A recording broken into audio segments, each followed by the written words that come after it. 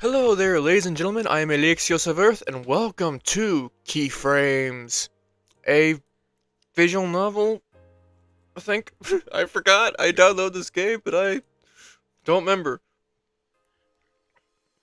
And no, you're not. It's time to take a quiz, a personality quiz. And no, you're not allowed to skip this.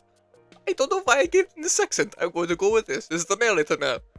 We're giving you a series of statements for you to answer truthfully, or not. We're not the boss of you. So let's start. First question.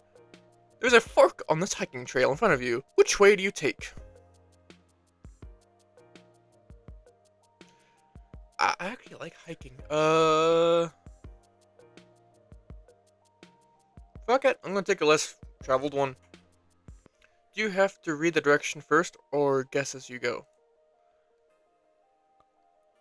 Uh, Honestly, when I'm out hiking with my dad, we mostly just guess. All of a sudden, your best friend turned into a worm. What do you do? What the fuck?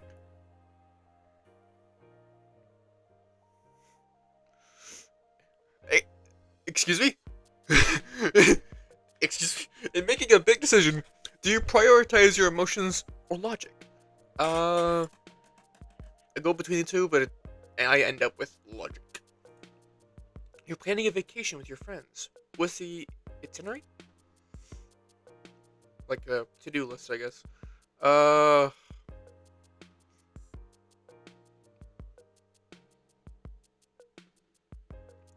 I love history, so museums, landmarks, and just stuff that interests me. Everything. Someone's pushing you with a clipboard. What do you do? Pretend I didn't see them. They've probably been ignored all day.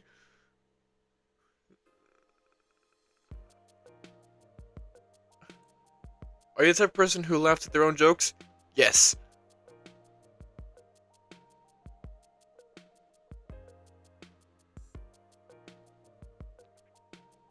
I never made good punchline. Yeah.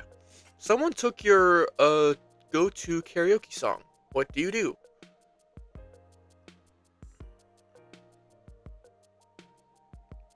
Join them for a duet. Fuck it. All right. Your favorite plush toy fell off the bed while you were sleeping. How do you react? Uh, I literally look to all my plushes on my right side and on my bed. Like, shit. Say you love me. I'll remember to pick him up later. Hopefully. I I really have some on the ground, so I have to do that one because it's true. Because I told my desk, not my working desk, on my nightstand. That's what I was looking for. The word. Calculating results. Your spring. These personalities are often considered bright, charming, and always ready with a clever turn of phase. Phrase. Ah. Springs are often excellent people to keep around in group setting that are as they grease the wheels for conversation, but be careful not to irritate them. They can be cold if wrong, even superficially. As a spring type, some of your actions and responses are already predetermined, but don't worry, you'll be able to influence your character throughout the game based on the choices you make. Now let's double check some info.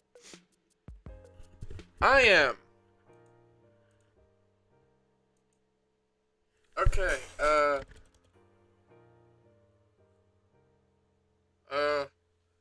I am Levi. Come on. Why can't I? There we go. Hacker, man.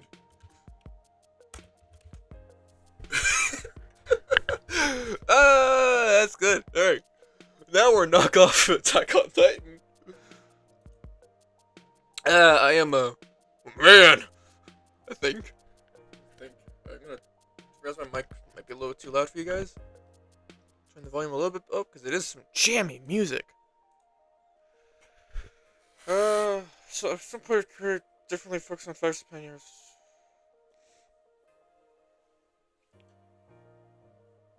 Uh,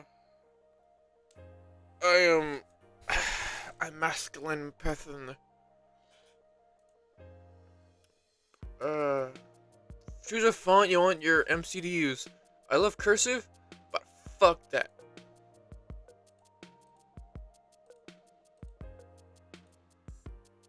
Take a second to load it, but I don't want that. Is that Comic Sans?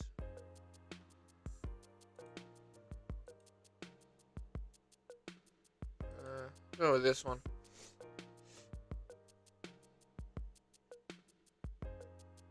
Okay, I would have preferred, like, Times New Roman or some shit, but, hey, whatevs.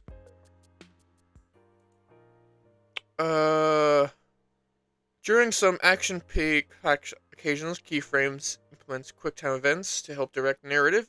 Test each mode and see what is comfortable so you... Slow. I am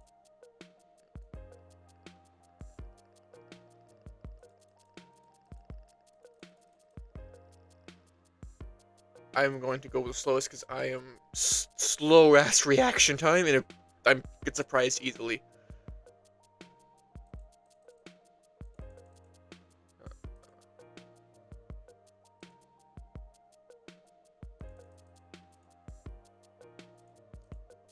Oh shit. Oh no. Oh, that's what it means? Okay. Hold on, can I use my WASD for that? No, I can't. I have to use the... Fuck.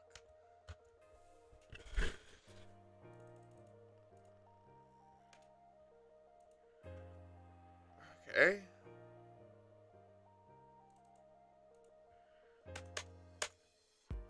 Yeah, what's the default?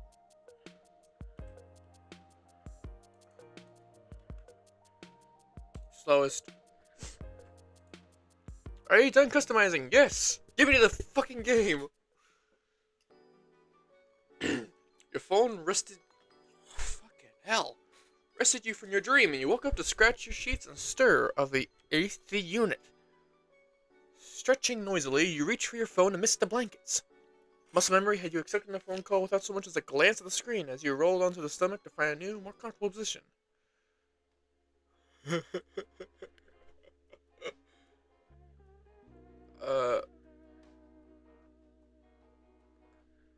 Yeah, what up? Yeah, what's up? Morning, Sleeping Beauty. Oh, this person's actually voice. I gotta turn that up, my game volume up. Hey, Cameron! To what do I owe this pleasure? Oh, just wondering what you're up to, and if you could spare a glance at the time for a little au moi. Sure, anything for you. You open your bleary eyes in the wash of warmth. Warm light filtering through the curtains. You recognize the late morning hours stretching across the room. It had to be well into the day now as you squinted at your phone for confirmation. 12 p.m. It's noon. Yeah, it's noon. Yeah, so it's time to get up. So true, bestie. You're not getting up, are you? I wasn't planning on it, no. Well, I tried. That is the best you can say in that situation, because I sure shit ain't getting up for unless the world's ending. Dude, you're too nice. Let me. Oh boy. Hey, you gotta wake up. No. You'd better not have forgotten. What? Yeah, I've forgotten what. Today's Raina's barbecue party, remember? What? Cam and I finished buying the snacks and stuff. We're also like 15 minutes from campus. So, if you still want to ride, you should get up. Like, right now. Oh, that fast today, fuck! And there's the reaction we're looking for. Shit! Thank God. It finally sunk in. Hey, some of us ain't the brightest in the room, okay? What the fuck? Why is it louder? Oh. There we go. Is that better? Hold on. There we go. Oh, what the fuck? I'll rush, but no promises! Well, we'll be at the parking lot, but no promises. You bitch! Don't listen to Deja. I promise to wait for you. The call dropped and you sprang into action, sprinting across the sun-warmed floor to get ready. It's a sound effect. You stepped out of your apartment building, bracing for a blast of heat as the semester was drawing towards close. Temperature has risen in a way that left you lingering in the chilled indoors. Thanks for saying perfect space game. Well, that's what you get for summer crafting. I just woke up literally 10 minutes ago. Many peoples. At this time, we're in Mayor University. Was as lively as ever. Students moving in and out of lecture halls. They were clustered everywhere with their eyes on their books, their friends, or their phones, or their spouses, or whatever that exists. Actually, it's university. There's no spouses in this timeline. Timeline? The fuck am I on about? If you hadn't been so hell-bent on finishing your assignments for the week last night, you simply would have wakened in time for a peaceful morning and be able to simply walk along some of the clothes. However,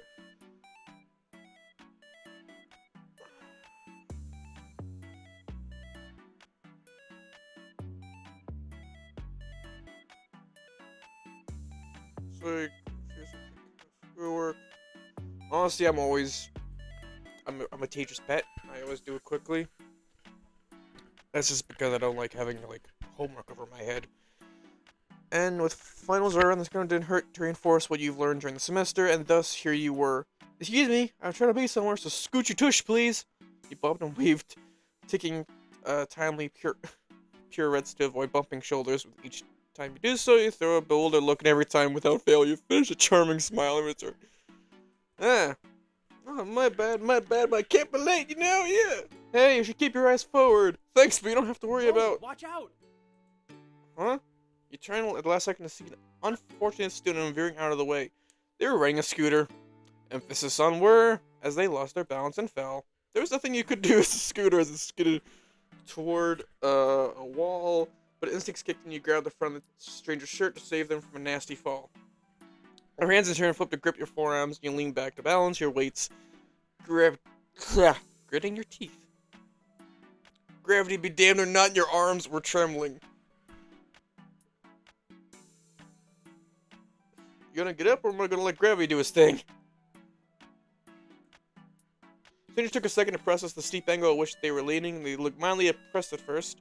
Then a slipshod smile crept over his face, and their hands fell from your wrists to dangle to either side. Nah. Oh, this cheeky fucker, I like him, alright. Nah? I kinda like where I am right now. Did you realize you're like 1 second from falling? That's in the future.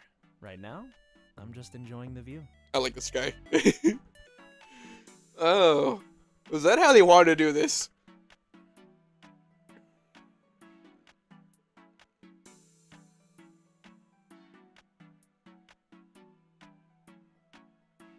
Just curious. How often does that line You work? tell me. You're the first one I've used it on. Please. We both know that's not true. It's making you smile, though. Seems like I'm on the right track. Are you? I'm still trying to decide if you're being smooth or annoying. I can be both. Just tell me which one you like more, and I'll do my... balls! Misspeech to strengthen your arm whined, and you lost your grip on the shirt. The shirt plummeted to the ground with a groan, and you popped your shoulders to a careless shrug as they winced from the pain. Eventually, your lips continued a mute smile. I warned you, didn't I? Gravity and all.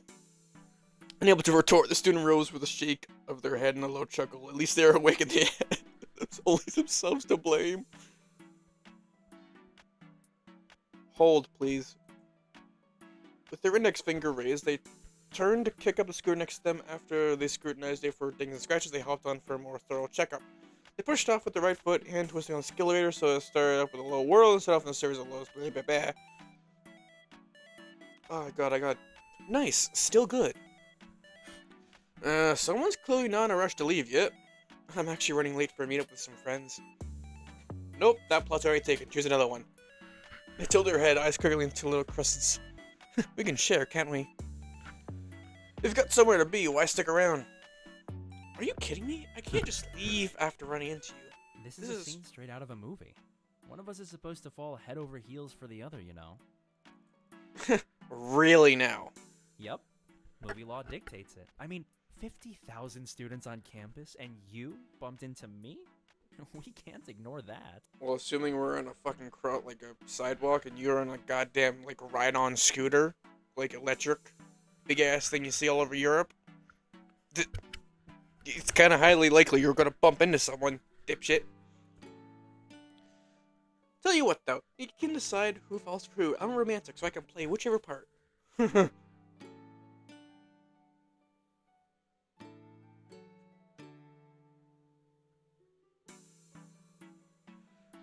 been quite cute. Cheesiness and all. It is. I like it. Obviously, they were hamming things up as far as they could, but they didn't really find it in yourself to mind. All you could think about was how sweet their smile was. Choice of grinning and brace your hand on your hip, reaching for a response before they could catch on. Oh, Jesus Christ! Remember, we've been together for years. This is always chasing each other to multiple lives. In that case, you can play the one who fell first. How about this? Okay, then. Oh,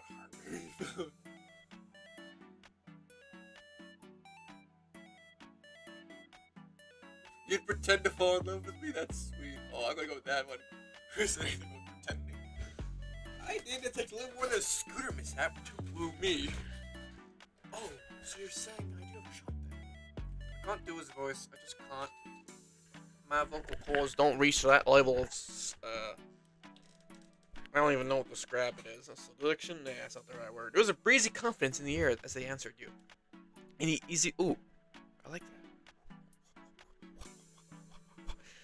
Music kind of tomfoolery. It was tempting to stick around just to see what they'd come up with next. Unfortunately, I gotta go. Don't run into anyone else, okay? Am I allowed to take this as you wanting me for yourself? You didn't reply, but you didn't need to. The way your lips pressed together in an attempt to hide your amusement was telling enough. You knew they'd seen it, since their mouth was crooked on something between a smile and a smirk, into something that, for all their wit, was mellow and indulgent. I'll see you around. I lifted a hand. Lifted a hand, throwing you a two-fingered salute as you step. I always hate that two-fingered salute. Like, bitch, just give me a good old proper British salute. Smack your head with, ow, fuck! Before winking, bringing up a hand to blow a kiss. Fuck off. I got one fun, indignant laugh out of them, which ran chiefly in your ears as you spun to scurry away. You'd lost valuable time, so you dare to break into a jog as you had to run. You ran. That's what I would do. I ran. No walking. Just. You slowed to walk off the light stitch in your chest, slipping by a group of students going in the opposite direction. Man, whoever that was over there, they were really passionate about that song. Tell me about it. As you head between the rows of parked cars, an electric beat filled the air. Got me this one. This is fucking baller. The source, the front white rolled windows down as occupants rolled out to a song from decades ago. Side it to side, side to side. I don't know the song, so I can't mimic. Cameron sat in the driver's seat, two-tone hair flying wildly as they banged out a beat on the car door. They were one of your best friends, as well as a year above you in the same major.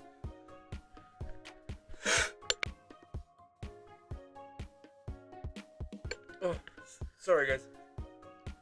I just had the biggest sneeze of my life there. More importantly, they were a self-professed champion of car karaoke. When it came to immersing oneself in the song, passion was the name of the game, and for Cam that meant there was no need to worry about hitting the right notes. 'Cause baby tonight, hey! The speakers went abruptly cry wet as they reached the high note with a devastating gasp. Cam jerked around to face the passenger seat where your roommate, Pigeon, laughed with indignant glee. Deja was the third member of your unforgettable trio, and it looked at bad. Tease, always looking for opportunity to poke fun. She's obviously been waiting for the right moment to turn the volume down. Hey, turn that back up. Cam was having a moment. When are they not having a moment? Still, you caught Deja rolling her eyes fondly as she spun the dial halfway back up. Music pulsed from the speakers again, and Cameron leaned out the window with a raucous laugh.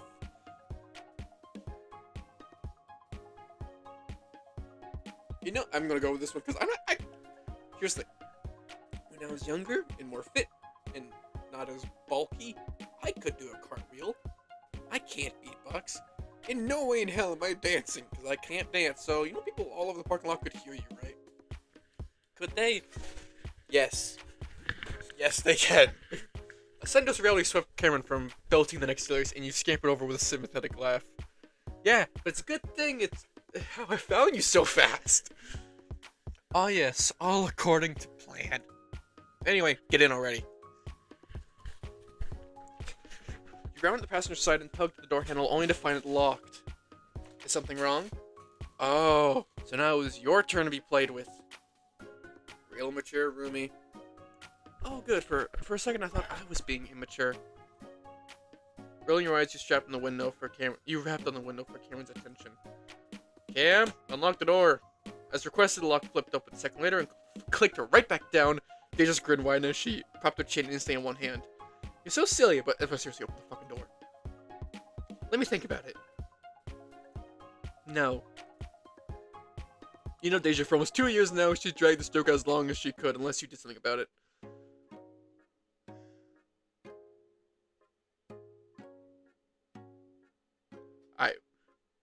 Okay, I like that. You jumped, because I'm a big guy, so I'm sort of rocking the car. You with a hop, you brace yourself on the car's side and grab the thin railing on its top and throw your weight back and forth with the car swaying in place, and you're running with two screams, one excited, the other one alarmed, and both very, very surprised. Are you insane? Do you yield, Deja? Do you yield? You hurries to roll the way down and took gawking with genuine panic. Seriously, stop. With musical laughter, jump back and forth, flourishing your hands out to either side as you give a presumptuous bow. Perhaps I've convinced you that it'll let me inside the car than outside of it. The lock popped open, and the side door slid open to beep. Deja pulled herself back inside, flopping against her seat with a defeated wave of one hand. You win. Oh my god. This is why you're my hero, Leva. I'd argue you were all menaces at best. You said it, not me. Alright, for all those unaware, Keyframes is on itch.io. It's free to play, but it is, as with all itch products, you can send off money to the creator. I recommend it because this is good fun. As you've seen, there's a fuckload of choices here. So, I understand why they're not all voiced, because have you seen how many, you've seen the full of, whatever. You said it, not me. Oh my god, this is a clusterfuck. You scrambled into a seat in the middle row, noting the rueful smile that Deja wasn't quite managing to hide. Sure, she inconvenienced you, but it had to be in the name of fun. You didn't mind a little tomfoolery at your expense. Sometimes being the subject of Deja's teasing meant you got to enjoy her attention for just that much longer. Camcorder to Ice Queen, I repeat, camcorder to Ice Queen. The package was received safely, now awaiting new orders. Over. We proceed as planned, onwards to Reina. To Reina! I love these two, they're like the best friend trio. Like a siblings. Yeah, sibling energy, that's it. You all clip your seatbelts in, camera shift in the car in reverse, twisting in their seat. They give a peppy salute before settling one hand on the back of Deja's headrest. They maneuvered out of their parking spot with a practiced turn of the wheel. Looking backward all the while, it was inevitable you'd make eye contact, and when you did, they winked. I know, I'm the coolest, aren't I? On most people, this kind of ego-boosting question was come off as arrogant. On camera, it came off as an intentional joke. Way to keep the energy light. You and Deja had the rare privilege of seeing Cameron at their silliest, and they made sure you knew it.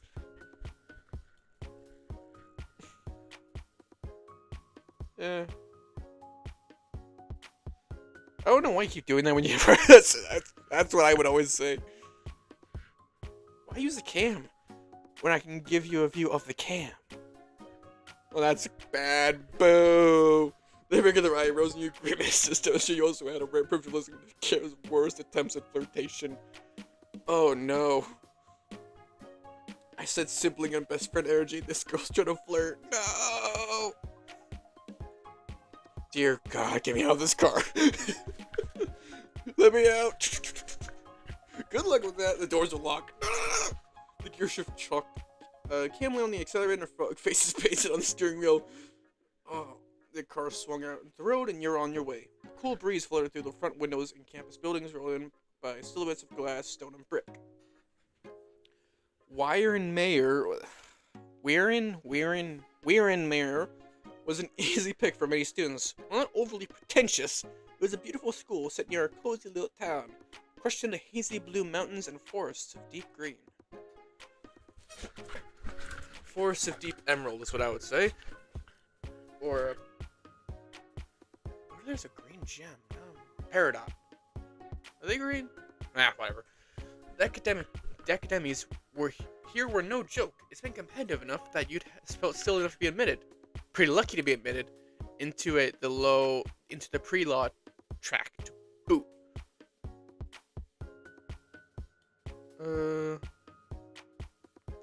Yeah, I don't. When it comes to like actual, if I were to go to college or university, it's about the academics. Was one of the best in the country for political science majors with a strong foundation for anyone looking to get into law school. Your professors were attentive and engaging, and more than just a few were still judges or practicing lawyers. Pretty few days they weren't fucking here because of that. Anyway, you already had a part-time job as an intern / clerk / whatever the fuck, and you dare to think that you were well on the right track, even as a second-year student.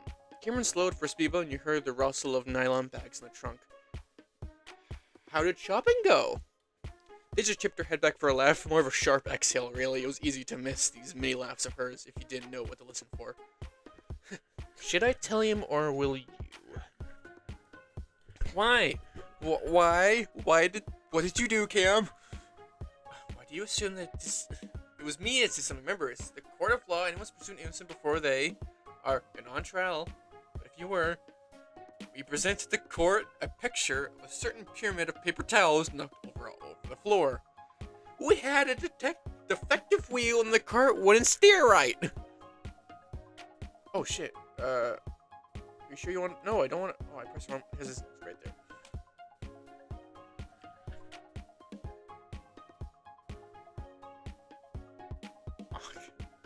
Cam, were you guys alright?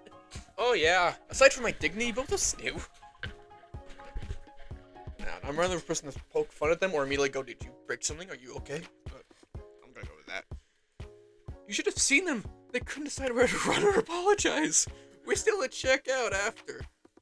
Honestly, it's not like anything actually broke. He said it was fine, but Cam's convinced they can't go back to Dickinson's again.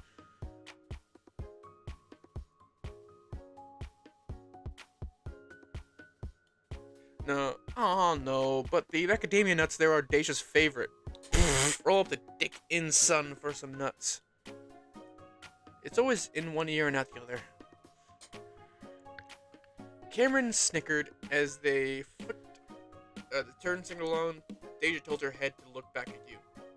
You meet with her eye with a lifted brow, watching as a typical teasing smile came to her lips. It didn't take a genius to guess that she was about to say something at your mild expense. Rough morning, huh? Oh, I agree. Your morning at the store was an eventful one indeed. You know I meant your morning. Naturally, you haven't been set up for success today. Your room had been a mess. You woke up late. You had to run across campus. You got help by a stranger. There's a lot to say about that morning from that alone, but do you want to tell your friends?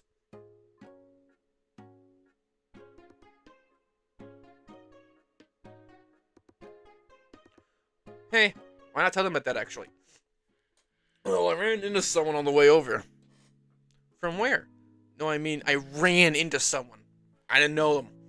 You ran? Yep, almost. I had to catch them. LMAO, what happened? God. Okay, so, they fell off the school trying to avoid me, and I grabbed them by the shirt. Their poor shirt. Hey, better than them actually getting injured or something. And then what happened? And they turned into a whole rom-com thing, really big on the sappy jokes, you know. Uh-huh. What's that for? What? What'd I say? You get those smoke smiles off your faces. You lean forward to drum your hands pinly on their seats, and Deja laughed, unlocking her phone as she leaned away. I have no idea what you're talking about. Hey, did you get a name? Cameron wrinkled their eyebrows excitedly in the rearview mirror as a scoff, and your friends weren't the biggest gossips. They were quite nosy in their own right. Cam's curiosity was born of genuine interest, wanting to know for knowing's sake, but Deja wanted to appraise it, but at the very least she'd make it heard whether she thought it was bad news. She had a good radar for bullshit, no matter the context. Crappy sales deals, integrated into the cell, but anyone with ill intent could look forward to the same. Alas, no, I didn't. What? Boo! Yeah, how's that gonna be any internet stealth thing now? You have to run into them again? In the review mode, you mold over that stranger one last time.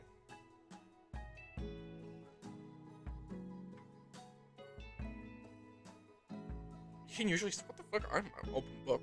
It was normal to share an encounter like that. You told Deja practically everything. Yeah, there's no chance you keep a story from that from your friends. It was on par for the rest of the course. Well, thanks for picking up anyway. Of course, you can't miss it, eh? It's so much shit free. Hey, don't forget, we've got work to do first. We will. If I have locked Tupperware in the back, it's a coincidence, I assure you. Some of that Tupperware is mine, right? Even if it's not, you can borrow whatever. You blew them a kiss, and Cameron wriggled gleefully in their seat. The rest of the ride was a tangle of light-hearted conversations. Deja and Cam was common fixtures in your life, but you rarely ran out of things to talk about. It wasn't her silent list. Deja had the aux, and she put on one of her playlists as soon as you left campus.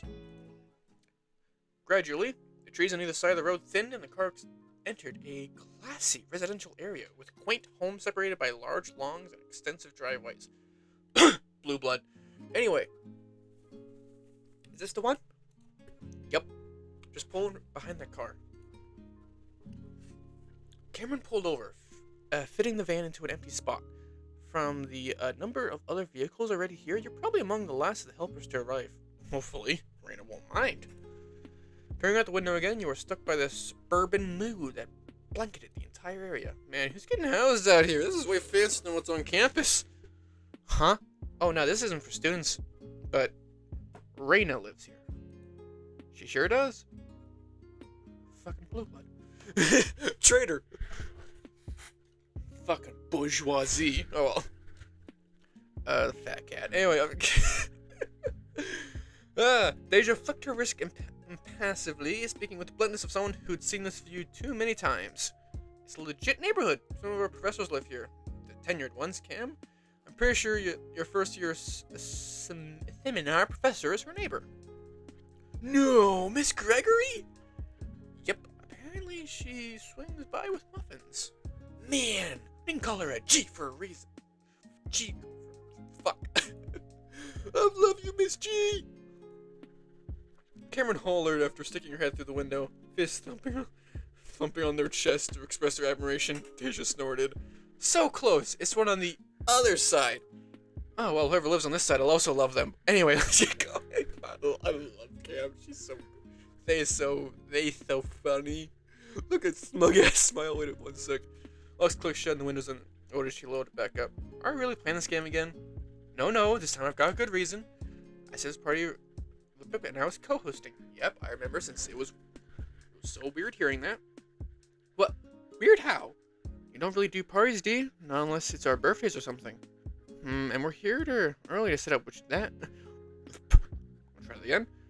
And we're here early to help set up. That means it's an SGB party. Case closed, Detective Ackerman. Case closed indeed. Excellent work, Detective Mallory's. Deja pouted a little, and the two of you turn away to giggle. Your mate was vice president of the Student Government Board, which organized events and initiated all over campus. It hadn't exactly been rocket science to guess the real nature of today's party. It was even easier when one considered Reno was SG Student Government Body President, even though that one inconsistency. If it's SG business, why not put that in the name? Why is it just a barbecue today? I'm not complaining. I love barbecue. Because it's a test run. We have to run this on a bigger scale next year, so we're running a smaller trial first. That's why it's at Raina's place.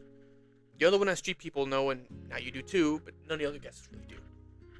Okay, is that it? Nope, that's something bigger. She held one hand to each of you, palm up.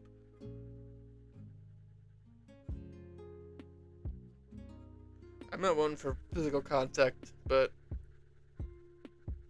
with one close friend's exception.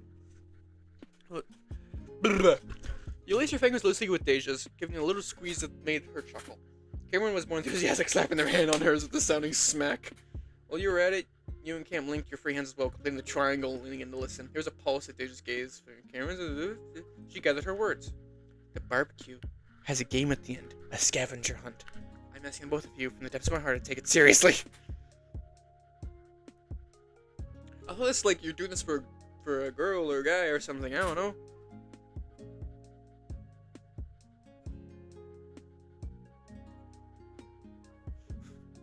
Is that serious? Scavenger hunt, Deja. You know I treat those with extreme seriousness. I know you do, but I'm asking you to go beyond that. Beyond the usual? What's up with this game, D? The scavenger hunt, my friends, has a prize of $500. Suddenly the car was deathly silent. Let me repeat that. $500 fucking dollars! Cameron's tongue darted out to swipe at their dry lips. Deja, if you're screwing with us, I'm dead ass. This is real. We, among the rest of the Chris, are playing for keeps, and there is, I shit you not, a fat stack of cash waiting in Raina's room as we speak. If there's ever a moment to take my words at face value, it is now. I am not kidding. That's the minute for Cameron. Holy shit! I'm not yelling that line. Especially for a fucking visual novel. It's good, and it's a good game. It's a good game. It's good. The car rocked his axis as they leaped up on their seats, thumping at their hands wildly at the steering wheel as they screamed. Even Deja joined the chaos, her wheels driving to the carpet of Cameron's car in a series of lethal thumps, the jewelry Dory the body her body jingled with the movement she did, too began yelling. Eugene been bad. Yeah, I don't do that yelling bit. Yeah. Corner of your lips did quirk at the sight of your friend's little freak out, but that was a reaction. The parchment was nothing compared to the rare sight of Deja losing her cool. Okay, wait. Cameron came down from their initial stalk to seize Deja by the forearms. Your roommates grabbed them back, the white of her manicured nails standing out against the gray of their hoodie. Game plan, what is it? You have to have one. Like, we're into the thing, no question. Definitely. I already know where everything is. Otherwise, there's no point bringing this up. Wait, are we cheating? Deja grinned at you without hesitation, Mr. Spirit barking to life in her eyes. Some people call it cheating. I call it a utilization of prior knowledge given my role as a party coordinator. That's just a long-winded way of saying you're cheating. If Raina didn't want me to cheat, she wouldn't have asked me to help hide the items. Besides, just because we would know where everything is doesn't guarantee we'll win. We still have to get to everything first. Ow, fuck, my head's up. If we're going to grab what we need.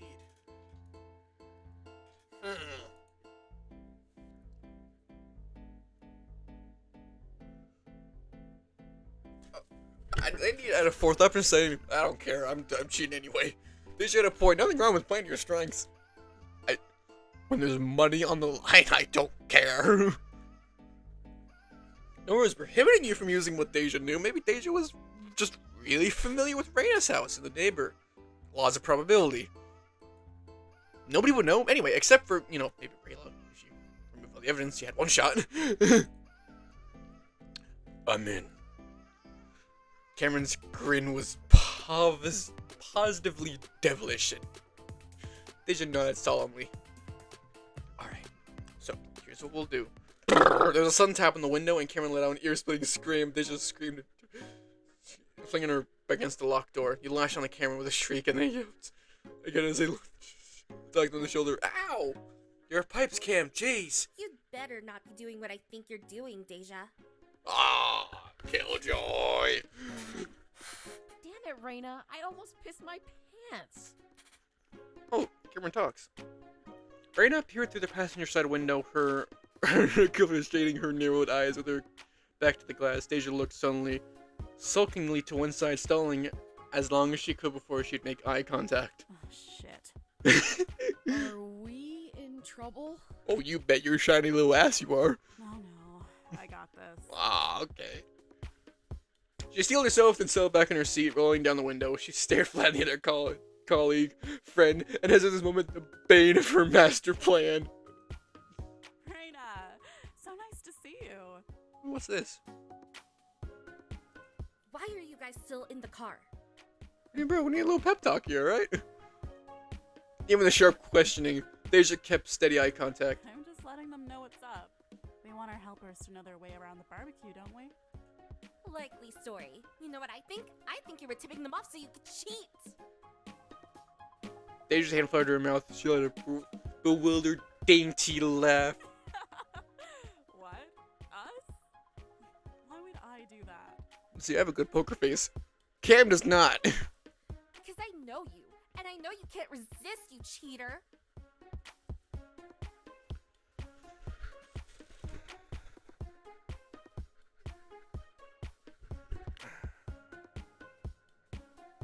Play it cool, you won't be tricked into self-incrimination. Yeah, these two are that bad. After sharing a look with Deja and Cameron, the three of you maintain your silence. And I couldn't accuse you if you didn't say anything to make it worse. Pleading the fifth? You know it just makes you look more guilty, right? Okay, that is the worst thing a lawyer could say. No. That's a right to plead the fifth. Bro, it doesn't make you look more guilty. Whatever. I don't have to make you admit it. It's smarter if I change up all the item locations anyway. I should have never let you find out in the first place. Damn it! I want that money! Puts a damper on your plans, doesn't it? That's smart though, I respect it, Raina. I respect it.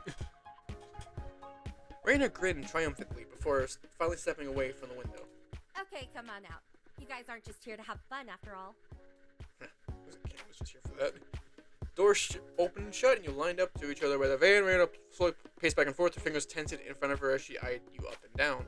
It was a bit embarrassing to be caught before you ever cheat on anything. Raina seemed to think she had evidence she needed at her house, at her party. She was judge, jury, and taskmaster. I suppose it's only fitting that I work the three of you to the bone. Man, she is small. Why is it always the fucking small ones that are feisty? No, short temper, short fuse, or whatever. Well, now, let's not get hasty. Why not? We're all adults here, right? Can we work something out? Quiet, please. Fuck. At least my door was shut the whole time. I need to get a little bit open for air. Raina pitched the air and blew it outside. The gesture to zip it fast. The smile she wore was so devious that you felt goose pimples on your arms. Don't get the wrong idea. I love and appreciate the fact that you came early to help, but I also can't ignore the slight. Justice and all that. You understand that? She stared pointedly at the future lawyers present, and Cameron whimpered from beside you. Shit. So, since I must relocate the items for obvious reasons, Deja, you can oversee the rest of the preparations by yourself. What? Raina, that's... Hard, I know. I've been doing it by myself until you got here, remember? Fair. The other SG students are in the backyard. They're like lost little sheep, so you'd better get over there before someone falls in the river or something. Ow! Shoot! Fuck! Deja's mouth worked slightly, and you and Cameron went uncomfortably still as she glanced to either side. She may have been vice president, but this is still a huge responsibility to be handed to her. Delegating and managing was exactly the most fun of tasks to start. Deja had complained to you enough times that you particularly disliked having to talk to so many people at once. Oh yeah, I hate talking to people, but ordering people? And I Story. hate when they all come up to me for guidance. I guess I'll see you later. Yep. And there she went, trudging to the gate that led to the backyard, watching her drag herself up. So you really have high hopes for what came next. Cam?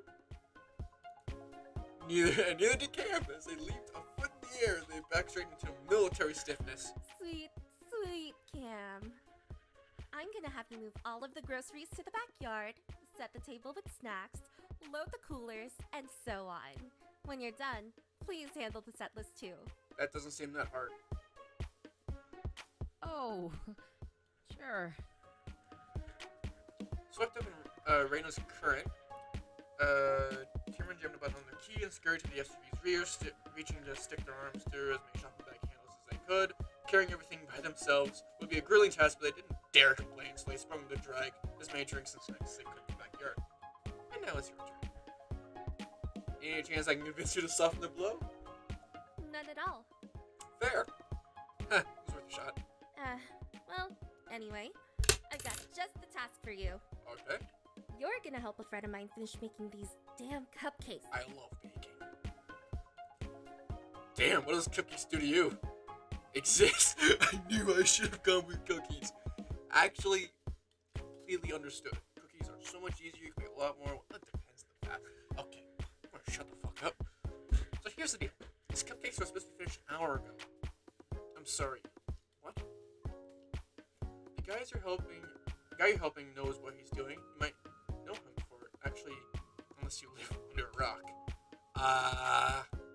It's fine if you don't. It's not important. What matters is only one person, and I have to hit him with a really tall order. So she made a grand but unsure gesture, waving one arm vaguely toward the house. Help me you can, alright? I mean, whenever you can. The clock's ticking.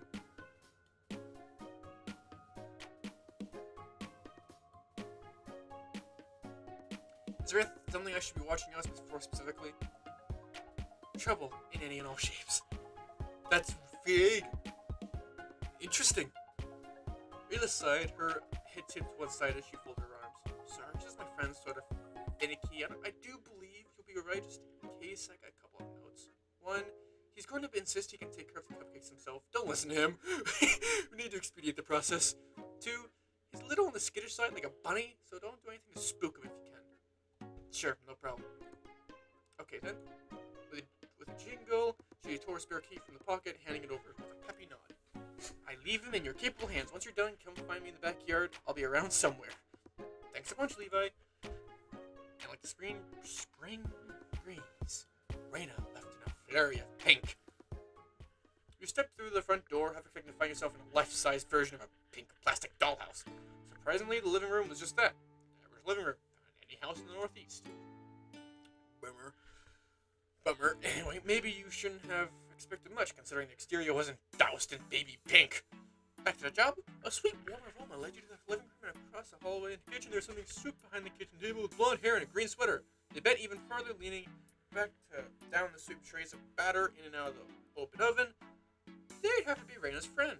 You doled over a few rhythmic knocks. As you enter, try not to startle him. Knock knock. The door to the oven snapped shut, and a fresh batch of cookies held in one mittened hand. He turned to you, lips apart in slight surprise. There's no hesitation visible in his face, before it thawed into a genial smile. Hello? Can I help you? Oh boy. Listen, I'm not gay, but... Shit. It was only a couple words we noticed the lift in his voice. The bell softly rose and fell, lending him to a melody that threatened the simplest of sentences. Dreaded. Foreign exchange thing, maybe? Is... Well, I'm gonna fuck this. Goddammit. Manor. Hi. Raina sent me over to help pick up the slack. Her words, though, not mine. Did she now? Just sipping water during this because hydrate. I'm thirsty. Okay, well, she didn't use those words exactly. My point is, I'm the one who's helping you. He nodded before placing the tray on the stovetop and slaking off the oven mitt. I see. I've got it covered, but thank you. She said you'd say that. I'm supposed to insist on helping you. So, this is me, insisting. Okay, I do. He raised a brow as he thought, but after a moment, he nodded a second time. Well, I put the last batch in already, so all that's left is decorating. Oh. Honestly, not my favorite bit, but... works. Okay. There was barely any space on the counter when you joined him, thanks to the wire racks crowded with rows and rows of cupcakes. A number of them were already frosted, but there's plenty that hadn't been yet decorated. I'm starting to see why Raina told me to come and help. Waiting for the cupcakes to cool was the most time-consuming part. We'll be done in time. Here, it's just a row of piping bags filled with rainbow and different colored frostings. Do you know how to use these? Of course I do. Easy peasy lemon squeezy, of course I do. Then, please, be my guest. Alright, time to draw Static.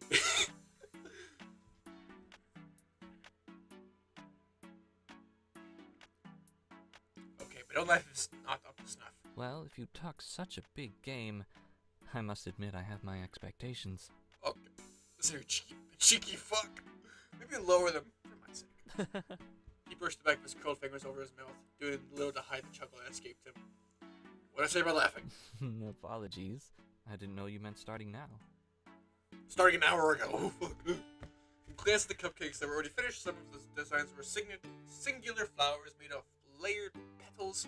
Others were entire bouquets of tiny clustered blooms piped with a confident flair that made for a spectacular show of craftsmanship. Fuck. This flower seemed to be the theme. You quickly pull aside 3 colors of frosting, and with practice movements, you start piping. Along the way, you stitched them from white to cream, then a peachy blush. With a flourish, you lifted the nozzle one last time, revealing a rose that faded from one color to the next. I don't know why you were concerned. You did an excellent job. You can carry on then. I'll deal with the finishing touches. What is this himbo's name I requested? Returned to a rack of half-decorated pieces, he picked up a piping bag and settled in. Whenever his attention turned, leaves and petals unfurled in flecks of effortless color. Bit by bit, he cultivated a garden out of frosting, vanilla, sugar wafted through the air, making the scene even more convincing. You're really good at this. You hand over a cupcake with a rosette on it. He attended to it quickly, creating a cluster of wavy-edged leaves. I'd hope so. I've been doing it for a long time. How long are we talking here? 10 years? Maybe 11? Oh, that's a bit. I hope you're getting paid for this at least. Are you? I don't know. I'm just a humble volunteer. No. I wouldn't have said no. I'd just be like, I don't know. I'm just a volunteer this time around and all the other times around. I see. Well, today I'm simply honoring a favor. Where's the justice for us workers, huh? You cracked a watery smile, and you grinned back, before realizing that you'd skipped a crucial step. Before I forget again, I'm Levi, I am a man. You can call me Jamie. He, him. Is that common in, like, colleges and universities to, like, state your pronouns? I thought I was doing that, man, as a joke. Okay, shit, I need to actually catch up with modern society. I don't know, I live in the boonies, so I don't really focus on that thing. You can tell what they are, because it's the type of overalls they're wearing. Or a cowboy hat. Something tickled the back of the mind when you heard that. Jamie. Yes? Oh no, it's just, I can't put my finger on it, but your name reminded me of something. It's an average name? No, there's something, like... There's something sudden when you're trying to thought screeched to a halt. There was no way Jimmy hadn't heard of it, but he kept piping with his eyes nearly lowered with his mouth shut. That's embarrassing. I was ignoring it for you. And that's nice of you, but it wouldn't have solved the problem if you catch my drift. Oh, very well. He reached over to hand you yet another unfrosted cookie. Have one.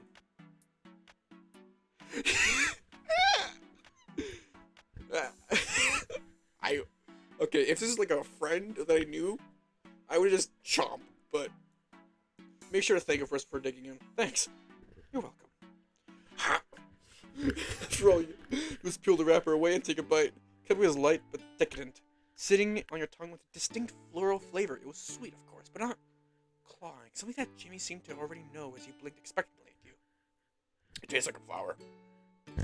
That was the plan, yes. Any other notes? You really should consider storing up a shop. These are lovely. Well, that's not very encouraging to hear. Suddenly, there was a rattling noise. You leaned back, looked through the archway to the dining area. 2 servants stood at the back of the door, rattling the handle to no avail. Damn it, it's locked. I told you, Rita said no one's allowed in until the party starts. Dude, I have to piss so bad. Do you have a spare key? Oh no, but if we go find her now, she might walk you in. Ugh. I glanced at Jimmy, but he hadn't moved an inch. Should we do something about that? No. There wasn't a shred of hesitation in Jamie's voice when you looked between him and the door. Someone shrank away from the curtain as he and a portion of volunteers came up and left. Oh, why not? I don't want people in here. Rena's words from earlier were sort of skittish like a bunny. He didn't strike you as a timid type of talking, but now you sort of wonder if there was something else going on. Still, there's a few things that left as bad as being unable to find a bathroom on time. Where'd that volunteer go? Beg Rand to let him in, drive all the way back to campus. Or do what I do. Go to a bush. just take a leak, who cares? Fuck.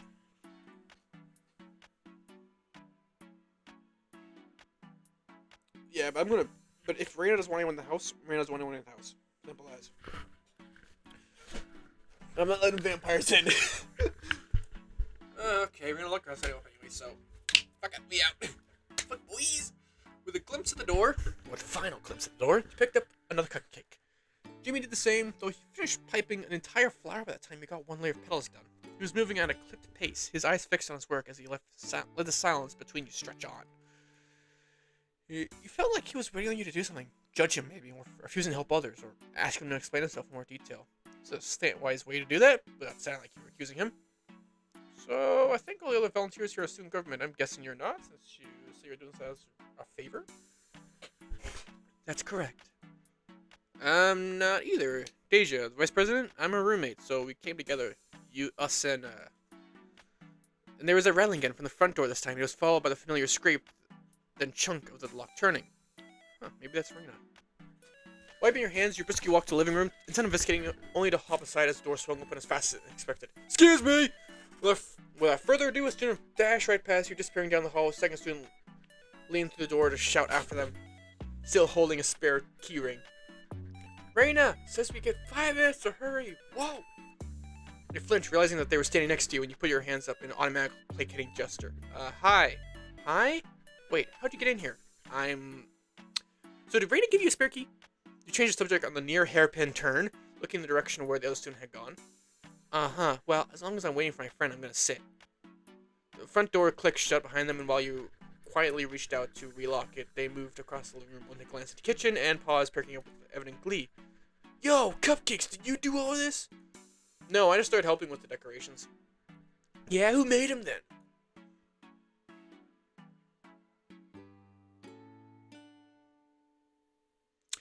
I'm not calling out for Jamie. If they hadn't spotted Jim yet, it means that he left the counter where the cupcakes were. You crouched your answer in a little mission. Walking closer. As someone who owed Reina a favor.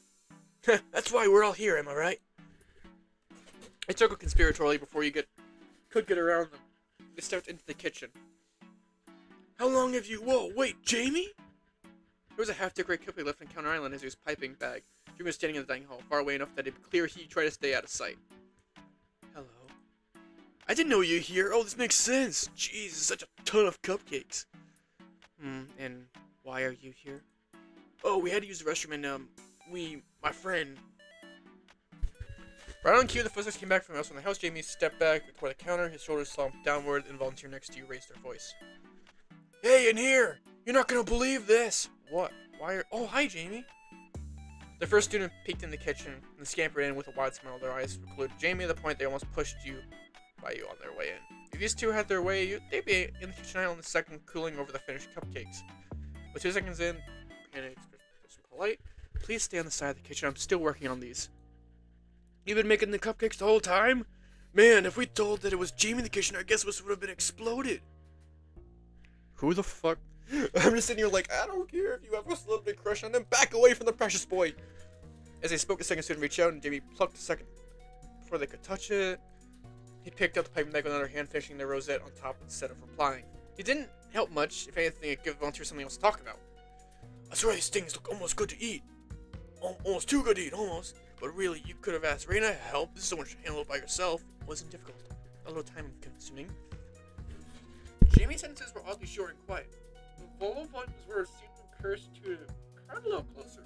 Only make it look easy, that's all. I know. I couldn't do this much work. Last time I had to decorate cupcakes, I just spent the frosting on the knife.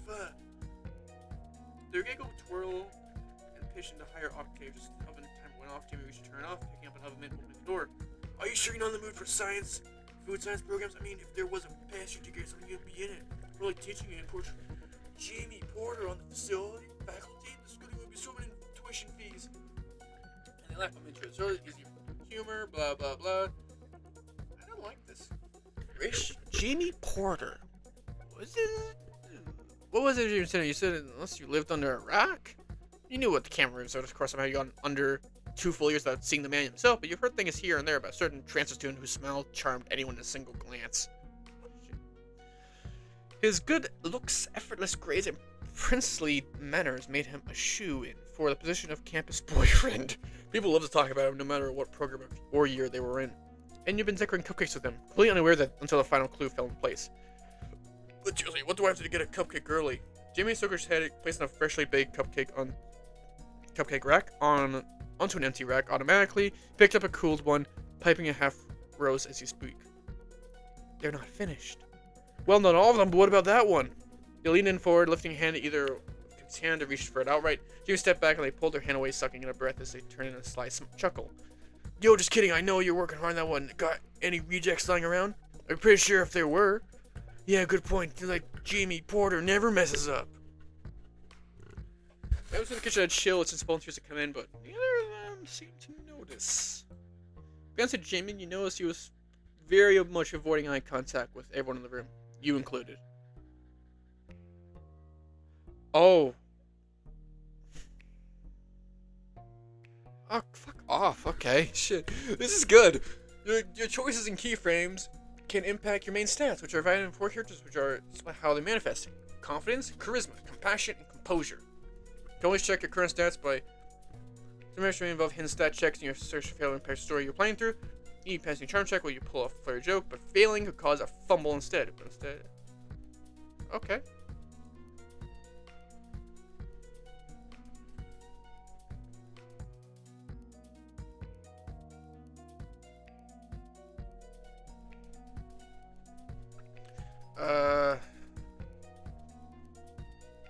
Okay.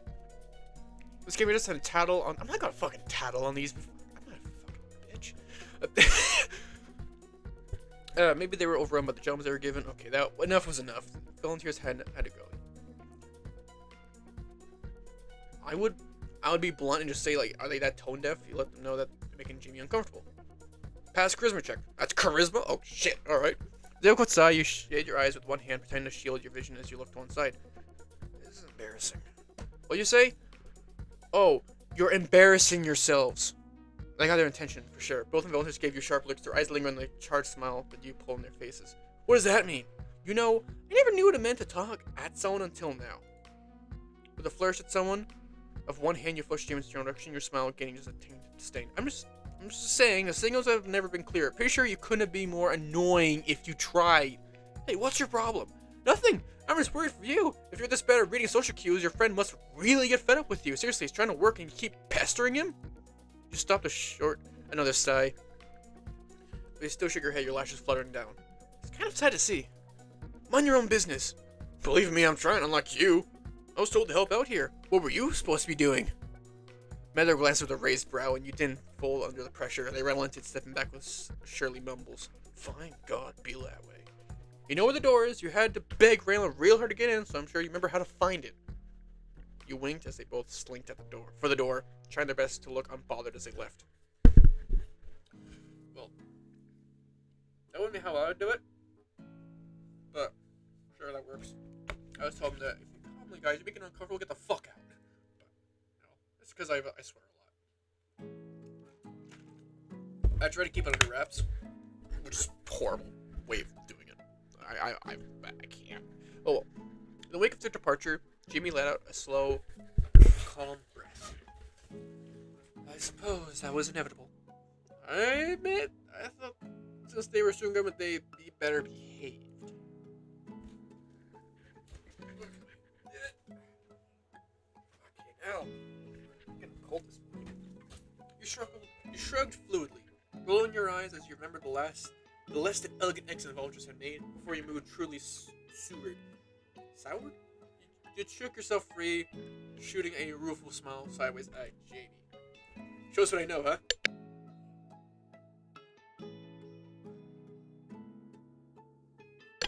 He lifted it and dropped a shoulder, busy sliding a fresh rack of cupcakes between you. Sorry for the quick mute item. Jesus Christ, I'm thick today.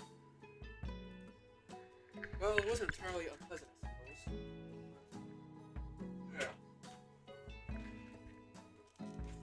Yeah. Okay. You sure about that, buddy? Every cloud has a silver lining. This time, I'd say I was listening. You shut them down in a minute flat. You're welcome. If only I could have frost cupcakes that fast. If only I could frost fingers of it. I appreciate you trying to help. Only trying? He actually rolled his eyes a little at that, just enough to let you know he was holding in a laugh. Jamie stepped away for a moment, checking whether the final batch of cupcakes was still warm. I'm balancing my microphone on my knee, and this is really bad. This is expensive. Not really expensive microphone. It's kind of it's okay. He stayed to the one side, finding a steady rhythm and piping some flowers in quick, careful succession. You glanced at him once or twice as you worked, noting the way he angled his face away from you. Now that he knew you knew who he was, there was a wariness in his posture that hadn't been there before. He was Jerry Porter, after all. You go to some lengths to clear the other volunteers out of the house. If they was trying to get starry-eyed on him, it'd be now. He didn't want others finding him in this house for a very simple reason, and thinking back, Reynolds' hesitation when she'd send you here made complete sense. How many are left on your side? He asked you with a throwaway question. You glanced back to count the cupcakes within reach. Even if you were trying to keep you cool, the musical lift of voice was hard to ignore. Few of the 10, not too bad. It does go surprisingly quick, provided there are no distractions. When he looked at you, he had a small smile on, the same polite peach crest that he greeted you with when you first met him. It didn't look like there was any hard feelings about what happened, at least on the surface. Maybe he did wait for you to finish more cupcakes on your side before he reached over to start adding any details, but he did add them for all intents and purposes. Had your workflow back. A number of undecorated cupcakes dwindled steadily, and you even tried your hand at a few leaves and vines once you feel up to it. Eventually, Jamie tapped his finger on the counter, breaking your focus. Okay, the last batch needs another 10-15 minutes to cool, so you can finish up. Then go back to me. Sure, I can stick around. It's fine.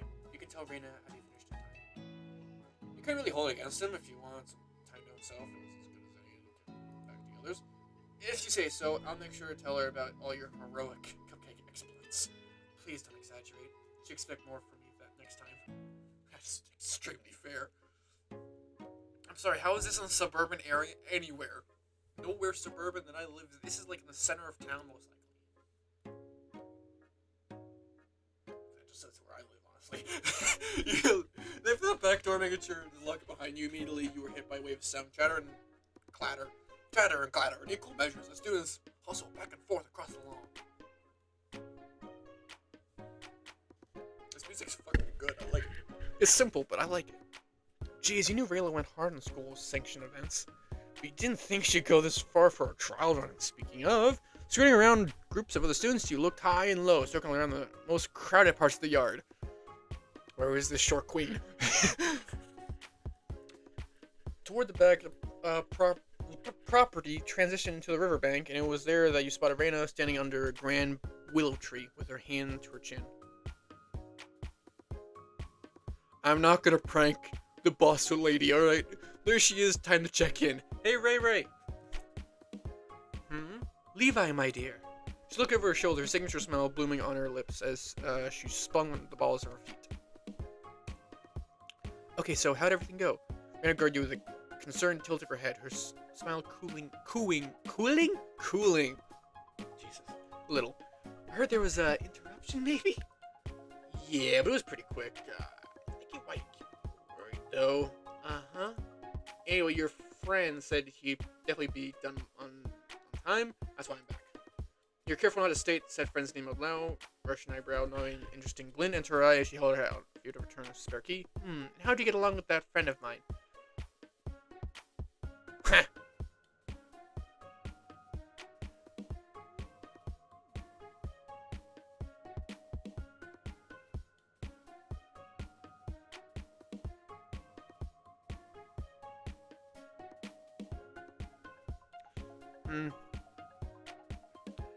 Helped him because we're gonna ask you to. He didn't really care if his company passed. What the fuck, bro? Amused by how normal he's been. I'll be blunt though. It's easy to see why Jamie was the object of so many people's affection. A pretty face and vaguely something I can have. I could get along better with him. If you know what I mean? I'm just saying I get it. He's got everyone on campus making goo-goo eyes for a reason. Well, you're gone a while, so I trust you're the reason he'd do fine. You're the reason he'd do just fine, thanks. I'm just like, like, hey bro, I'm just being honest here, right? Don't shame me for that. Raina claps her hands softly together, bobbing on her feet as she slipped back into administration mode. There's one more thing. Cam's getting the food started so you can join them and help man the grills for a while. The grills? Suddenly, Raina's smile looked a little more nefarious. You do know about... I do? I am of the opinion they deserve as many chances to improve as it takes. Raina? And besides, I'm sending you off to look after them, aren't I? Oh no, I'm guessing Cam's a really bad job with grilling. You're an enabler. Always. Now go before they burn something. No. No, what we need to find is we need to get a single dad in shorts and sandals with socks on, and that man's gonna grill. But no. No, you're putting this... Oh no. You were off like a short, zipping through tables and students while trying to keep a calm face. Cameron wasn't back at all. The problem was that they were working near an open flame. You wouldn't go far as to say that they were a pyromaniac, but, well, tended to call fires pretty, and they had a fondness for staring right in them. You could smell coals catching. Oh no. Skin the thing you whipped and just everything up and it was certain assigned grill master. Cameron Malenius, don't you dare! Cameron yelped, spinning around with their heads, and a pair of tongs held toward the sky. Levi, I was just... You have the right to remain still. Anything to say you against during your next department meeting. Bruh, I haven't even started grilling yet.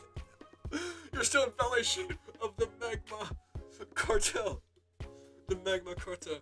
By within 5 feet of an open flame. Oh, you don't have to invoke that, do you? The grill covers the fire, so...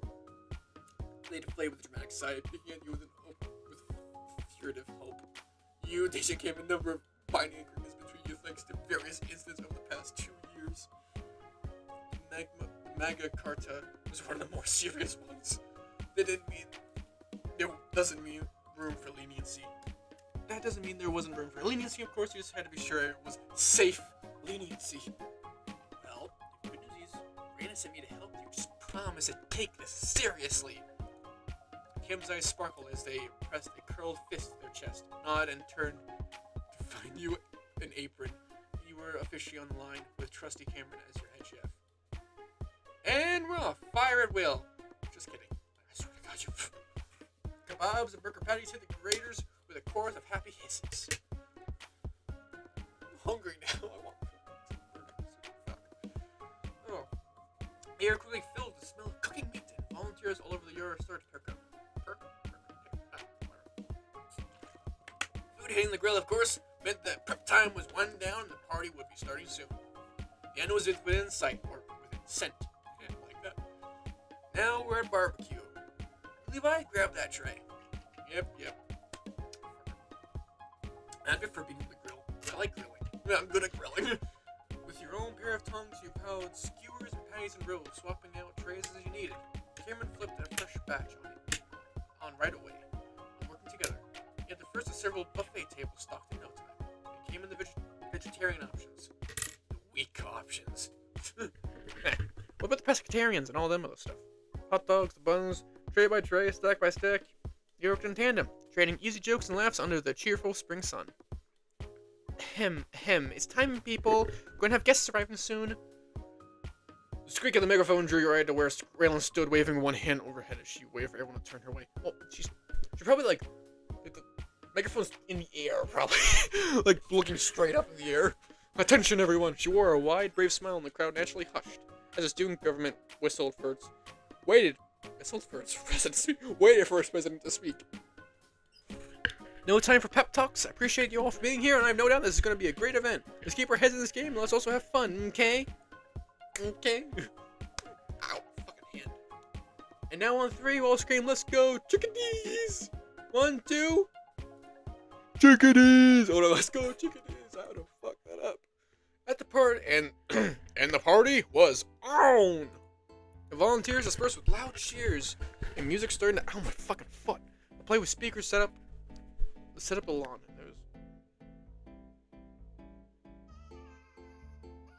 Probably won't copyright music, but I like it. There's an answering cheer from outside, and the first guest came through the gates in droves. Welcome, everyone. I know I asked you to come hungry, but give our crew a little more time, and that way we'll have something ready for everyone. Dance, play, run, have fun, go on. Reina's voice blared through the megaphone, once more, effortlessly steering all the new arrivals away and saving you and Cameron from an entirely ignoble end. You glanced at each other with rueful grins. Before you could pick up the next tray, the Prez herself popped up next to you. I hate acronyms. Unless it's like shorter or military. I can't do that. I can't do the SGB. There we go. I have to do multiple times. Hello, my little helpers. In a flash, she held up both sets of tongues on her hands, clicking them as she nudged you both aside. I'd say you earned your freedom. We're free? Don't sound too happy now. We're free? Oh my god! With a quick celebratory high five, you and Cameron set about untying your aprons. Honestly, I would be fine helping because I like grilling.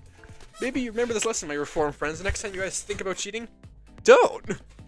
I swear I never tried to cheat again in this lifetime. Only in this lifetime? Slip the tongue. Uh-huh. Okay.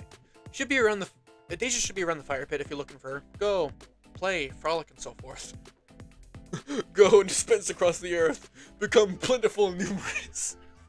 Frolic? It's a large backyard. Do what your heart desires now. Begone! With a wave of her scepter, her tongs, Reina turned back to her grill.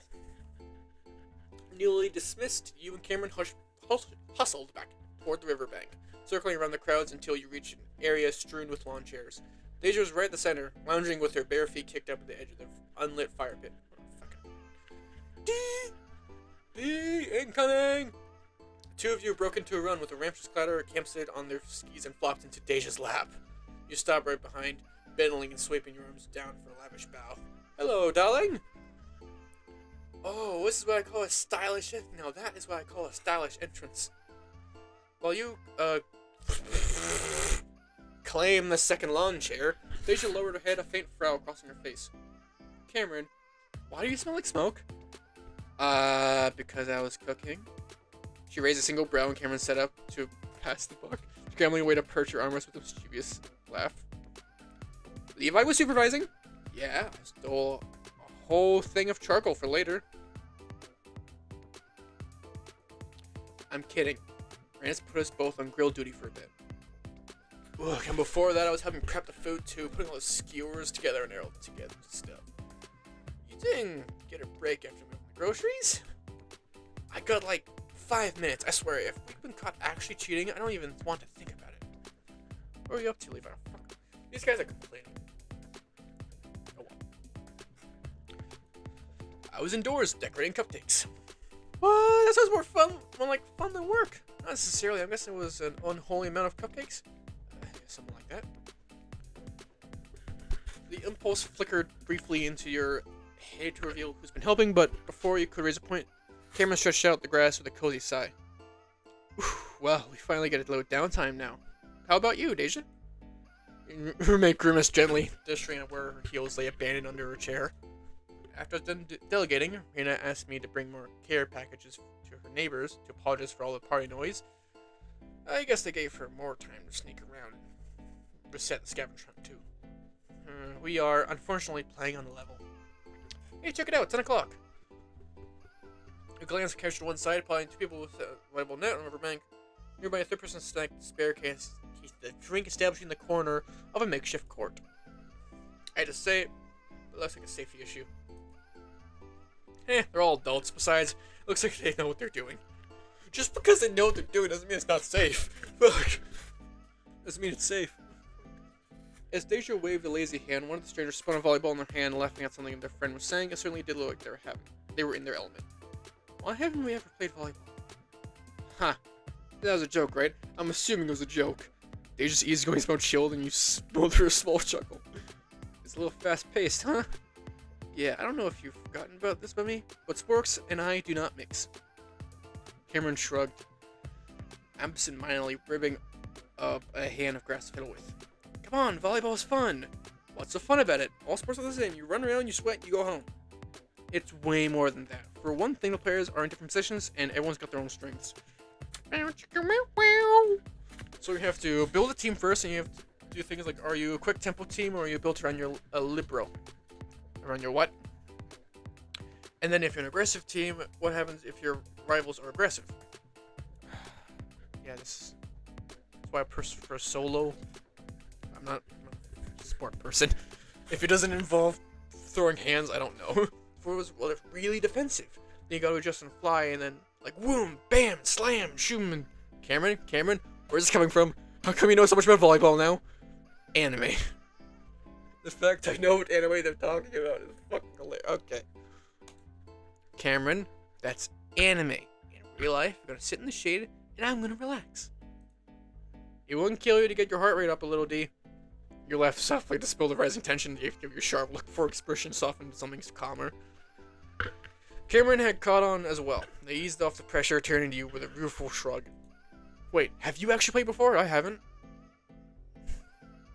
Yes, I've played volleyball before. Oh, then, can you play with me sometime? I mean, not today. Maybe Faye was listening, though, since in the next instant you hear rapid footfalls and soft grass running up to you was one of the football players, the one who had the ball. Hey! Hey! How's it going? Oh, shit. He talks. Oh, fuck. The stranger in the mix, Cameron immediately clammed up. Out of the corner of your eye, you noticed them slipping down to sit awkwardly on their hands. Shredded grass and all. You and Deja settled smoothly into your respective roles without missing a beat. We're doing fine. How about you? Oh, yeah. I'm Elio, he/him.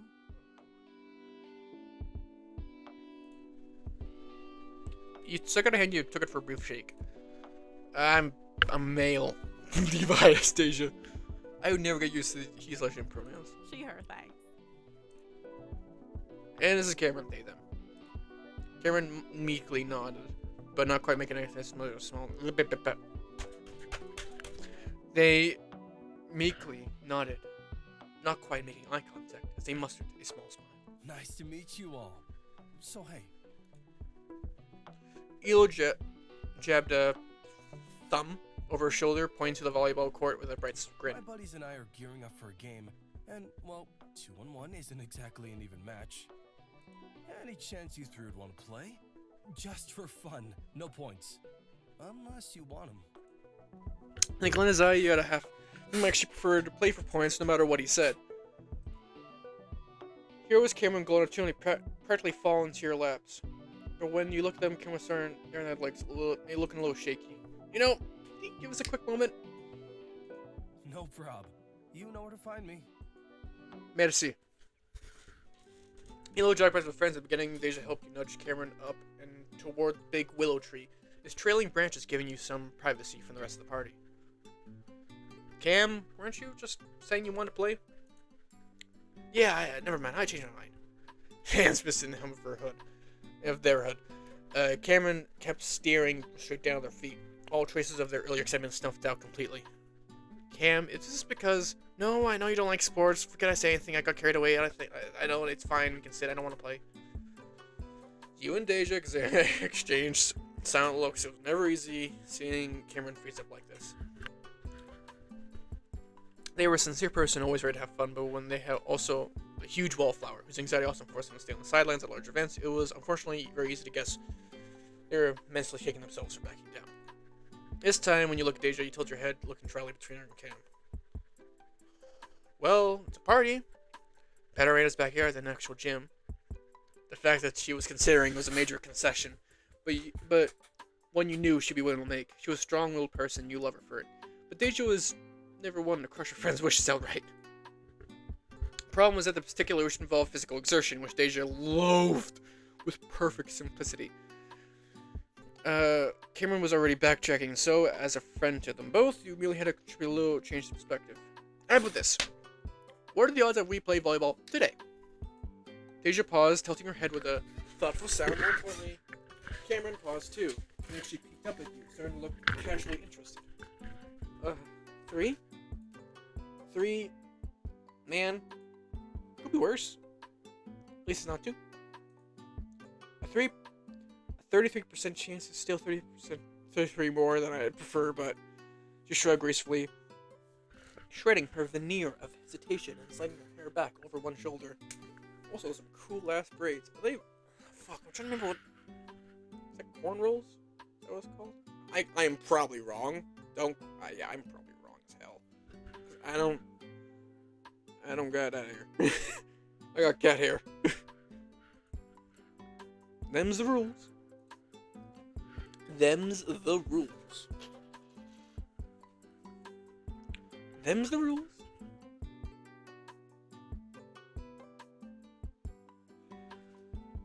Okay, what the fuck?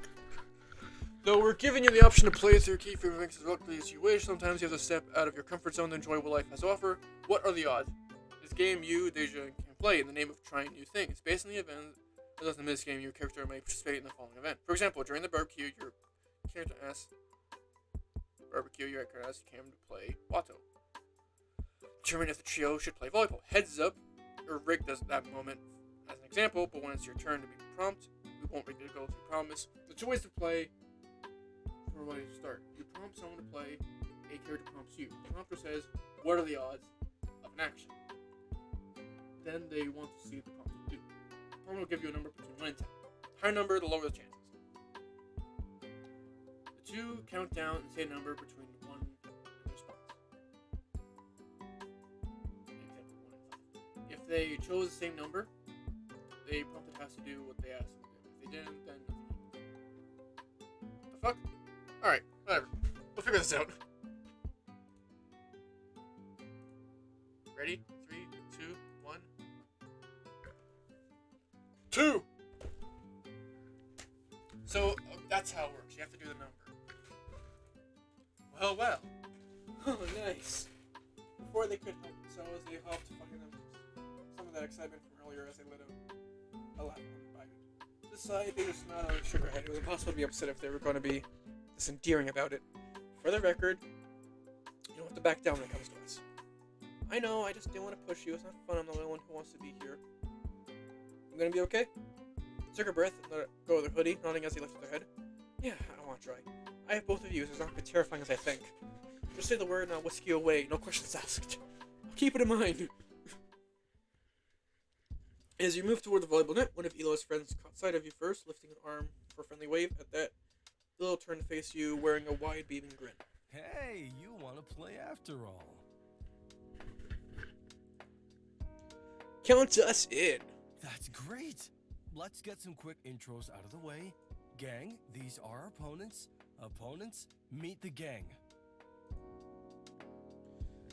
Not exactly the best introduction, but it's a start. One of the gang was staying off to one side, apparently spacing out, but the other, red-headed with freckles, stepping up with a smaller wave. In the same moment, they plucked the volleyball out of Elo's hand, ignoring his little sound of protest. I'm Rory. I'm this guy's RA. Come on, you're not just my RA. Dude, I love you. I do. But you're saying RA is your friend is like asking your parent to take you to prom. What? No, you're still my friend. Not until your actual boys got here? Sure. And this.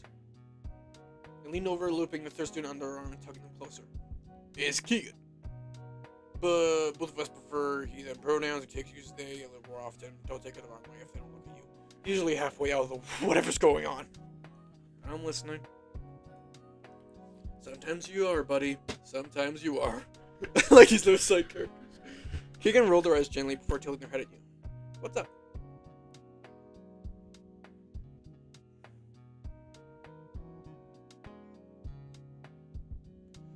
The skies, some clouds, a bird. Probably. Should I go on? Smart ass. Nice. To be fair, you did walk right into that. But anyway. Elo swiped quickly for the ball. Rory stuck their arm out of the way before sticking their tongue out and dropping the ball into Elo's waiting hand. So, simple game of keepy-uppy? Or do we want to play for points? Fair warning though, I'm not bragging, but if we play for real, I'll win. You would fucking wish. Way to keep your teammates in mind, kiddo. Okay. You can share in the title, but the crown's still mine.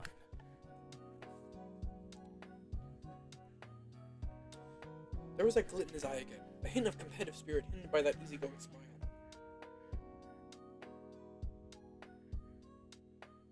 Yeah, this is... Yeah, what do these two think? Deja, Cameron. I'd rather we keep it casual. We haven't played before, but don't go too easy on us. That'd be demeaning. I hear ya. Sure, we can play short again too. Say 15 points. Before you ask, he will still count points, even if we're just fucking around. It's a reflex. It is indeed a reflex, but really, there's no pressure. I'm gonna kick your ass, Elo. That sounds doable. All right, the first serve's all yours. Alright. Elo lobbed the ball underhand, setting it high in a high slow arc. He caught it with a low oomph, moving to the back line of the court as Elo, Rory, and Keegan ducked on the net. So what now? I have to read it. I really don't know what I'm doing here. Levi, are you gonna be a blocker or a king? What, a king? Yeah, wait, nope, that was an anime thing.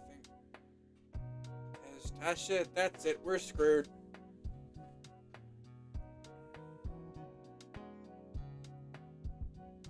Oh, you still got me? Fuck. Well, there's no way you're carrying both Cameron and mine's not possesses. If he tries really hard, maybe. Ready whenever you are. Mila called from a spot all the way across the court. When he already poised to receive your first serve, Keegan and Roy were close to the net. Black stood idly watching for your next move. Just a sec, nobody clapped together a rough strategy. Your friends would be close to the net.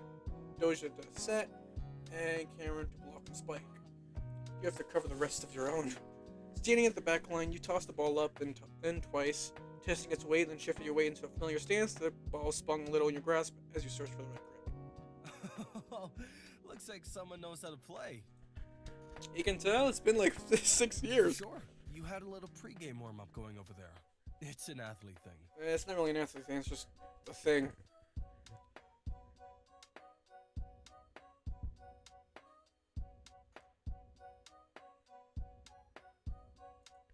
You rotate the ball between your next finger, hesitating as swerve as you test the weight. So you need to hit it. Really sure you want this? Absolutely.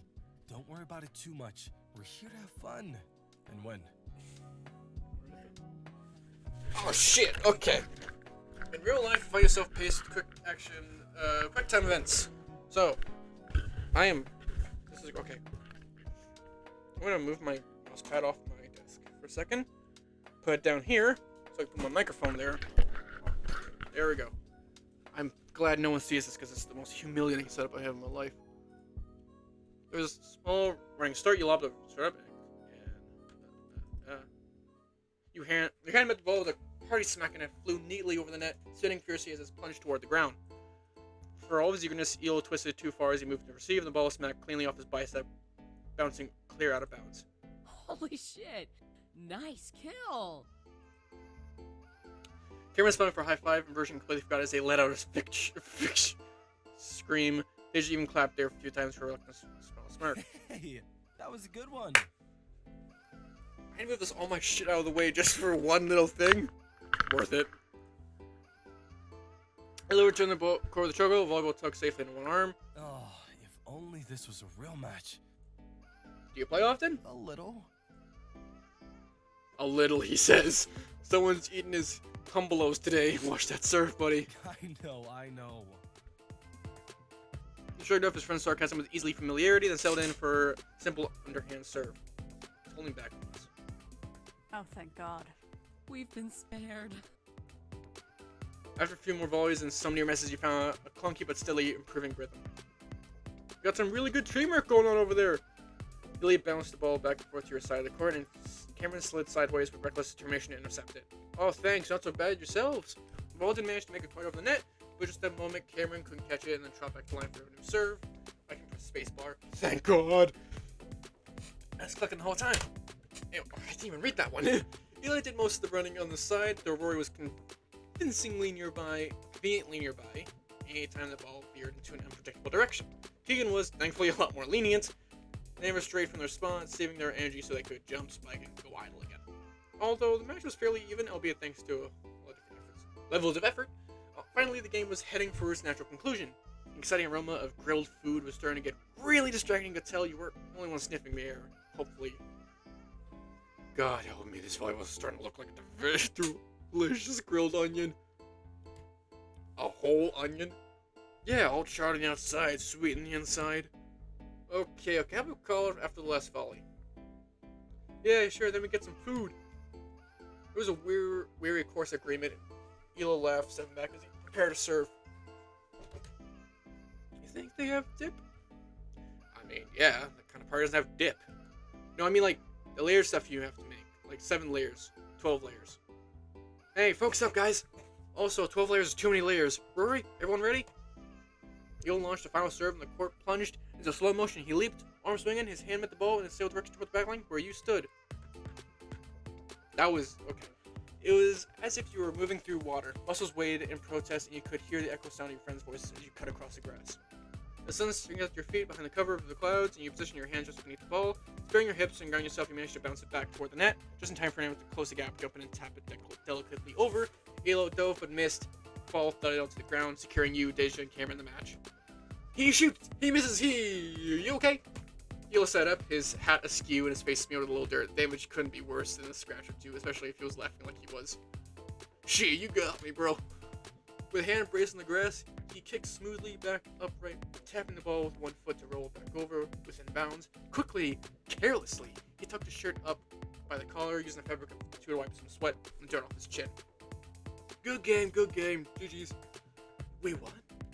It's a real underdog story. We won! Woo, babies! We're talking about this. We're going on about, yeah. Laughing, you pull your friends in on the other side, and the three of you stumbled and spun around like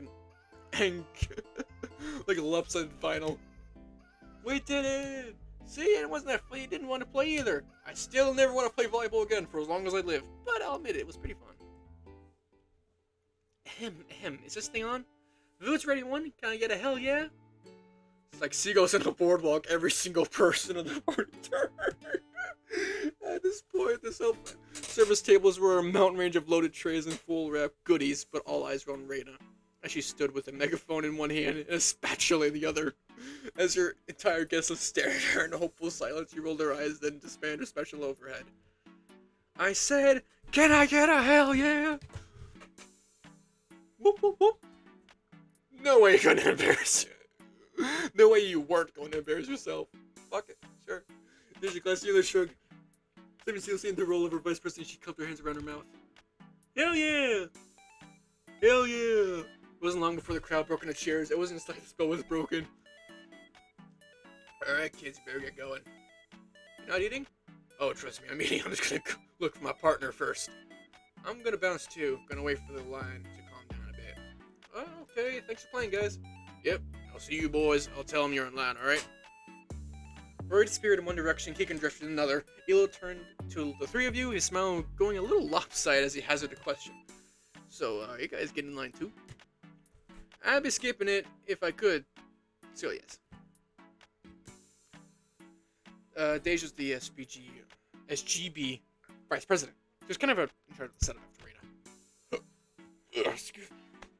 Let's go find a spot. Tell my friends I'd hold their place too, so that's where they'll know to find me. You didn't seem awkward at all about pulling you in the loop, even if you were still relative strangers or anything. He looked like he was purposely waiting for you, rather than rushing for a spot in line. Fuck, I used to do this. That was nice of him.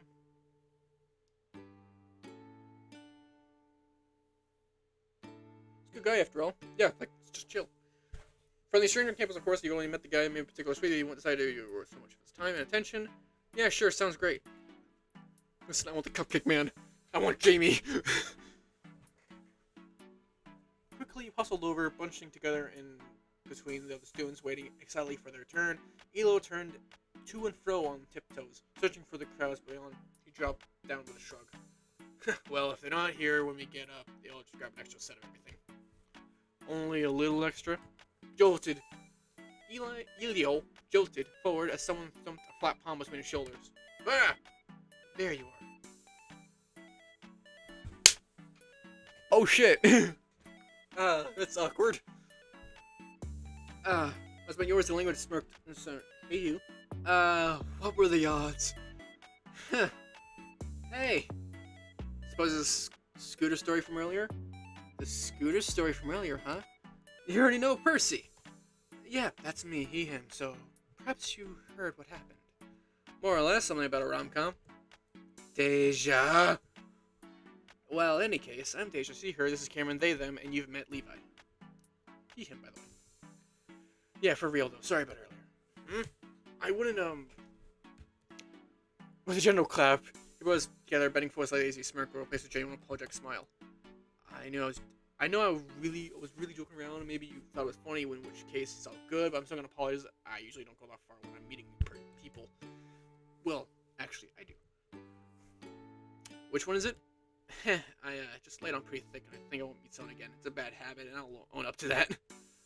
Whatever impression you have on me, I can only say I'm not like that all the time. Oh, well, you don't have to be about it. It's fine. Alright, just chill. Step up, bro. Nobody always makes sure. It's hard to believe, but sometimes people do get fed up with me. Huh, I don't know. You have to worry about that this time around.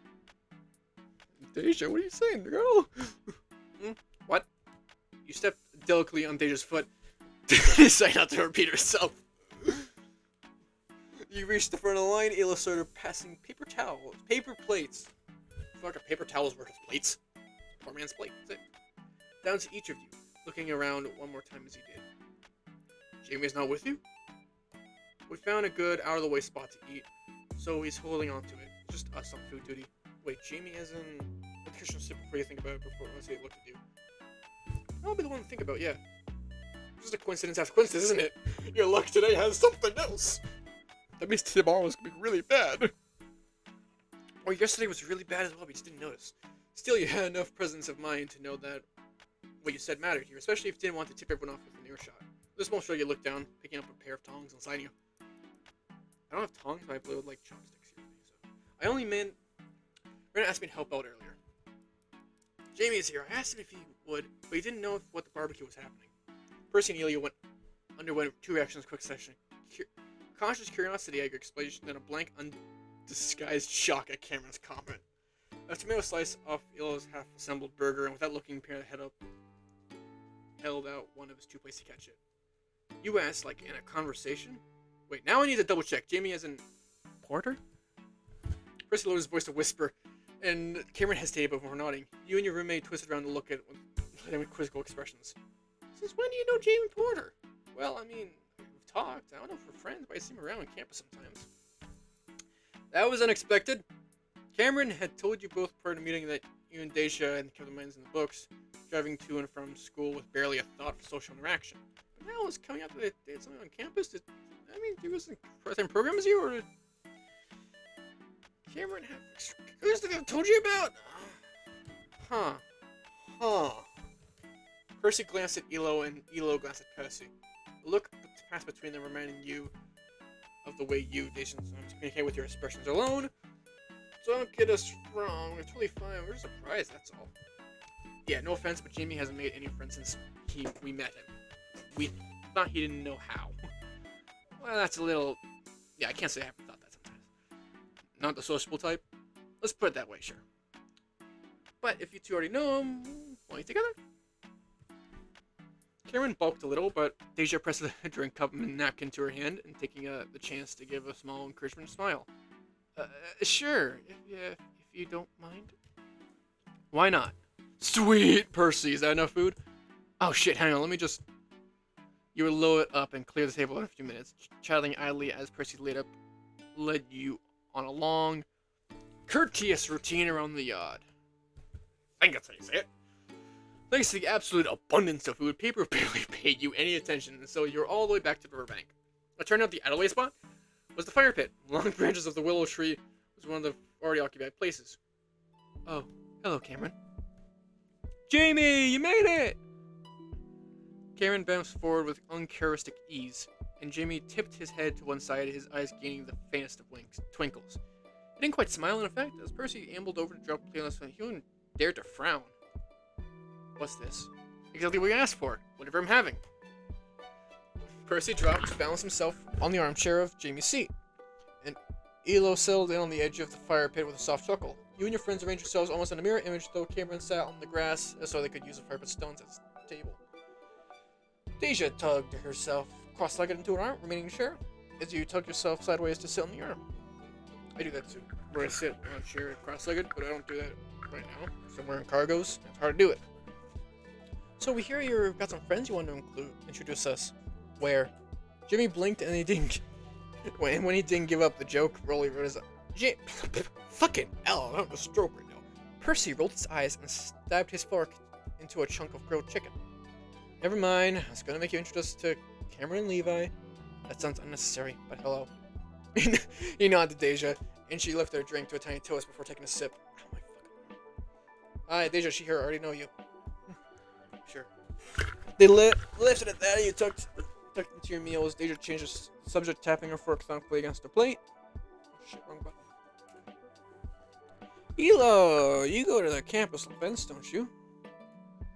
Yeah, but how'd you know? I just remembered who you are in the SG. We call you Galilo. You're the one who draws stars all over your feedback forms. Aw. What? I'll fill out the rest of the forms too? You don't have to defend yourself, man. I never do that. I never do them. You don't? Deja fixed Chris with a cool look, and Cameron coughed into their fist.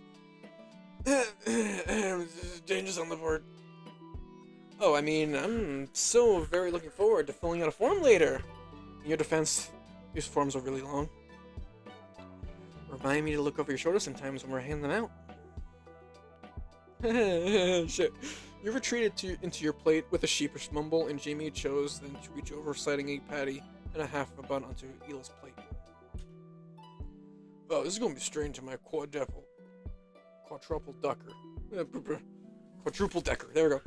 Flipping the new additions on his top his already teetering burger, Elo squished the whole thing together, ignoring the condiments that oozed over his fingers and vanished. I don't like condiments on things. I don't know. That's genuinely terrifying.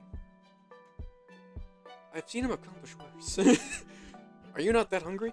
Jamie lifted a kebab, using his fork to push the skewered components free. I'm usually a light eater, as Percy knows. Again, you tell me to get you what I'm getting. I tell you what I'm getting. I get you what I'm getting. Percy was spoken with a hand over his mouth, shielding you from any social mishaps as he finished chewing.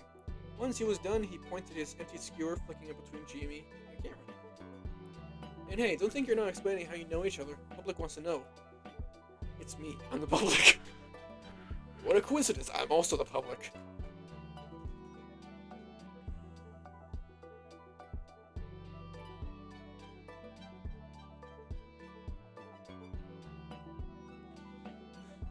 I mean, I do want to know if you're okay telling. Press lips together, picking the tip of the canned drink they already set aside. Yeah, it's really not that much to talk about. I look at Jamie, and he shrugged idly, contributing the barest of explanations. Bake sale, second year. Well, that narrows it down to approximately a full year of bake sales, if your paperwork is light. Right? Have fun figuring out which one it is.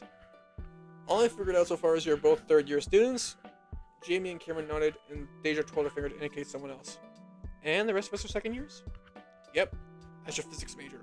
I'm sorry, you're what? Biology. Trying in for a minor for math. For a minor in math. Urban and environmental planning.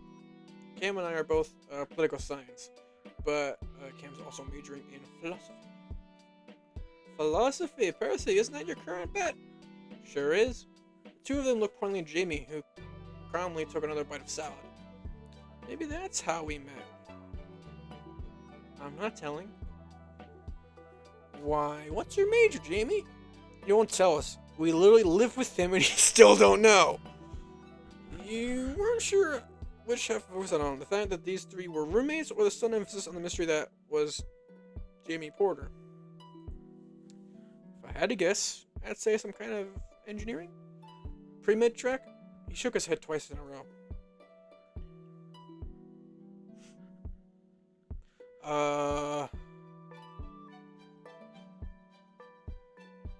Not linguistics. Not biology. He's biology. Communications. He doesn't do communication much. Business. Fuck it. Oop. He says that every time. We'll get him one of these days. Can you just look at his homework, or... By now, the megaphone's whine and crackle was a familiar sound as the music dimmed. Raina hopped on her porch with a wave and a smile. Hi, all. Hope everyone's having a fun time. We're back at Orton. Cheers. Raina giggled and curled into a lock of her hair behind her ear. Blah, blah, blah. Glad to hear it. I have an announcement to make. As you know, I am your president of the United States of America, and thus it may surprise none of you to hear that today's party is a test run for a new yearly event. Welcome to the student government scavenger hunt.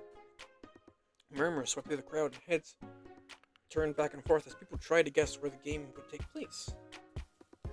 Drinks, snacks, and long games were scattered over the place. It was impossible to tell where anything was hidden amidst the clutter. It's in the house, isn't it?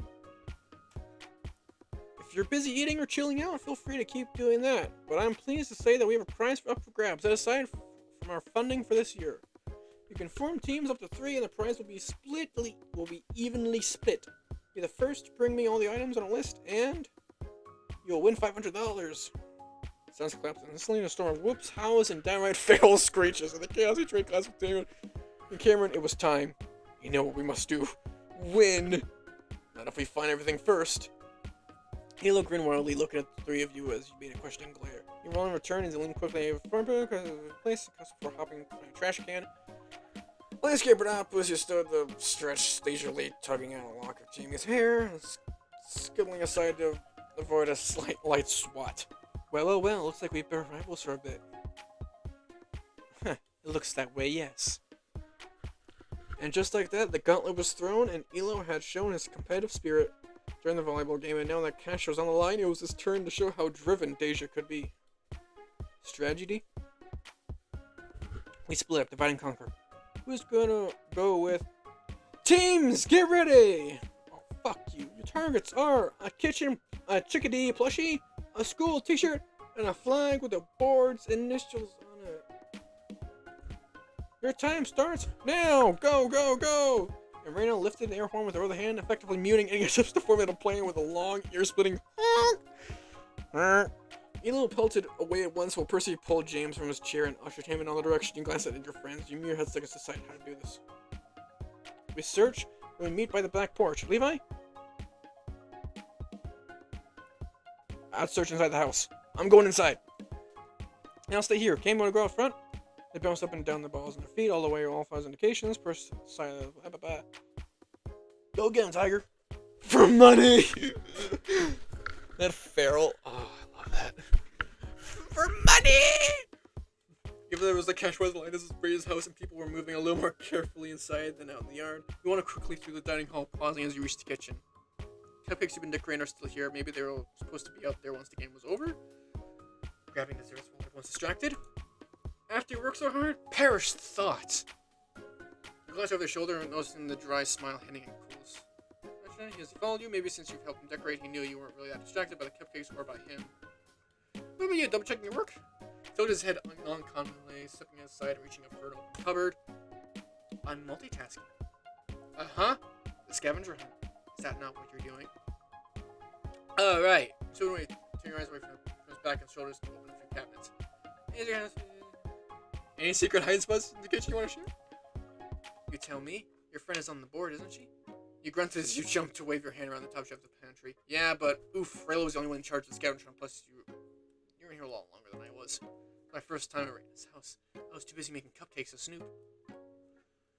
You both went silent, circling the kitchen for the search. As Angel has shuffled up because of your hunch during the last hour. Potty house, it didn't seem like she put items in the house. The doors had been locked after all. I actually didn't think of that. Before she announced what could you ask? Last minute maneuver? Jamie? Yes? What did you do after you finished decorating? Rested for a while before Rena came in and asked me if we were looking. Why? No reason.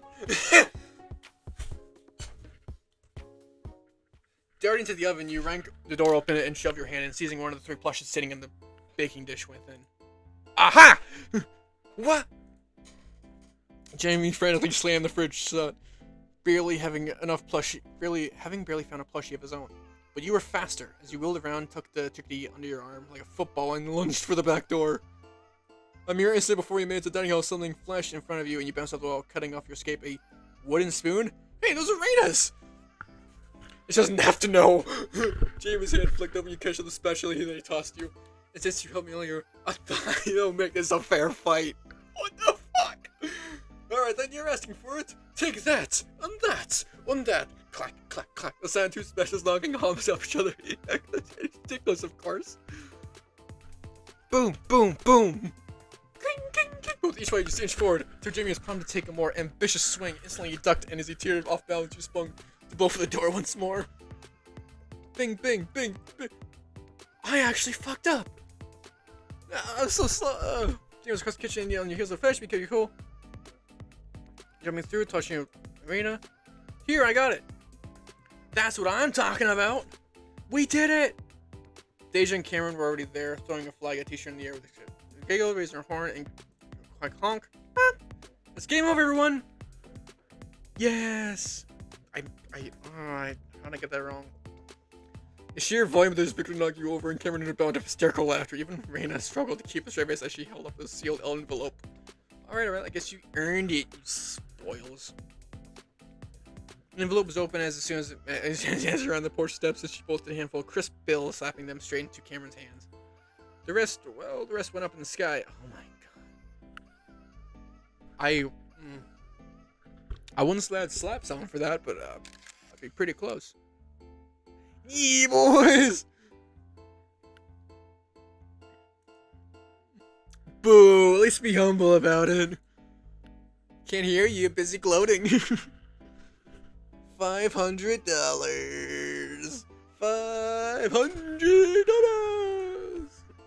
Percy, Jamie, Ela stood on one side watching this various degrees of amusement, and you transitioned from jumping to screaming to picking up all the bills off the ground. Somehow I thought $500 would be like a lot more than this. It's all in large denominations, all perfectly spendable, of course. And oh, are we gonna spend it? I'm buying you both cars. Grab a matching car. No way in hell you're buying a car with $500. I'm telling you that.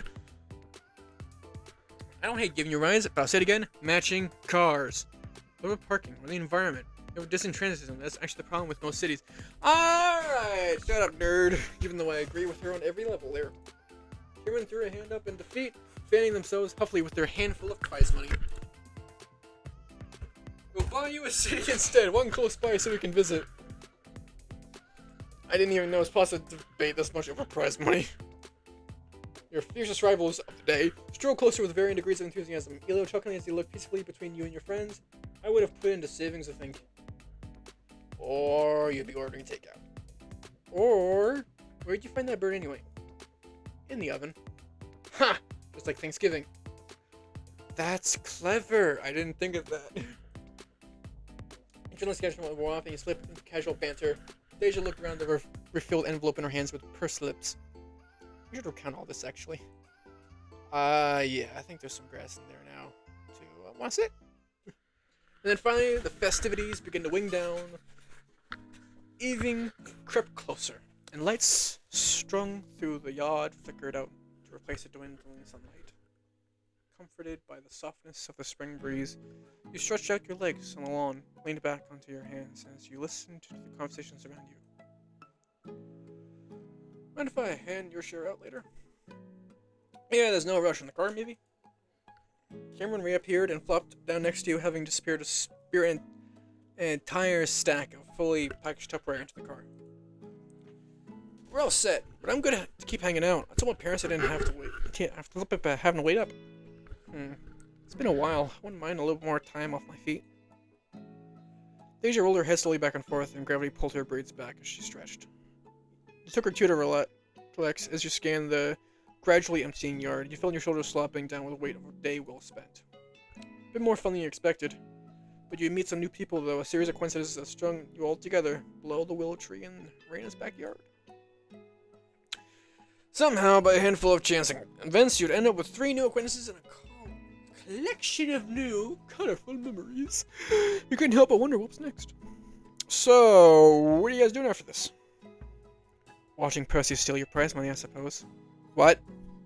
Turning around, you saw Percy wiggling his fingers, making a harmless pass at envelope still in Deja's lap. Laughter rippled through the group as a click realizations soft chuckle bed in your wave against sand. I suppose I'll be on my guard. I'd hope so. It's not entertaining theft. It's not entertaining theft unless it's got stakes. Well, in that case, I'll make it as hard as possible. Don't overestimate yourself. Overestimate him now.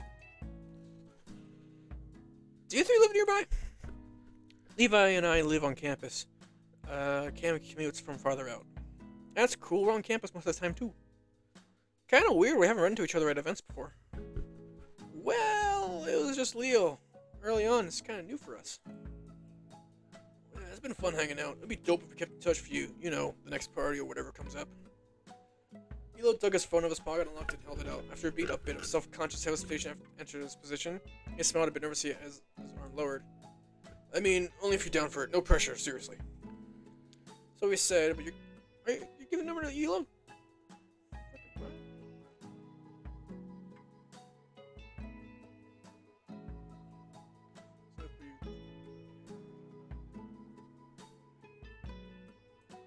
Frankly, if you hadn't asked, you might have.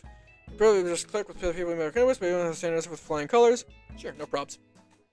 Reaching out, you quickly added your number to Elo's contacts and added his phone to Deja.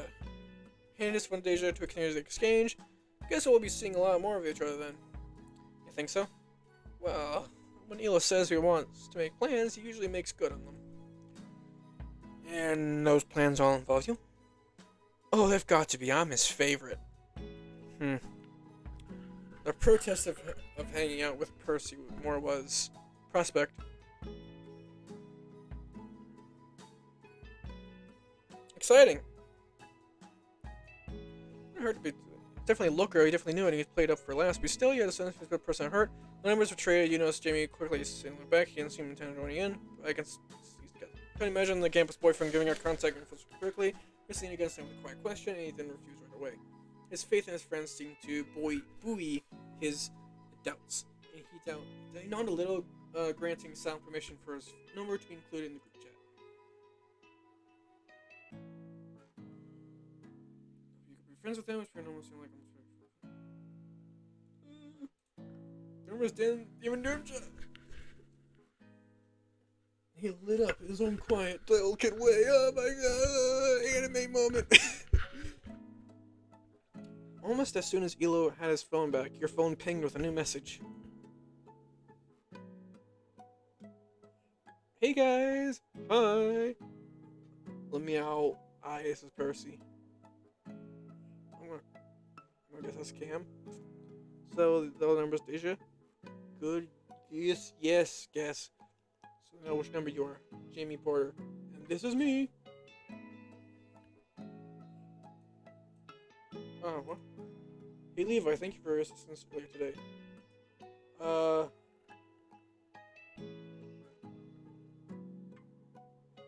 No problem, glad I could help.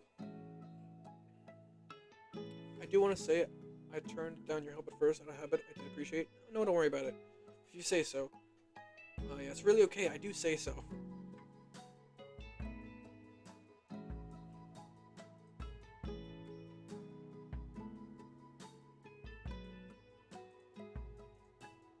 The keys in the night, I'll have to drive the two of you back to your apartment. There were a few hiccups here and there, as long as everyone got used to each other's texting styles. At least the mistakes along the way were easier fodder for inside jokes.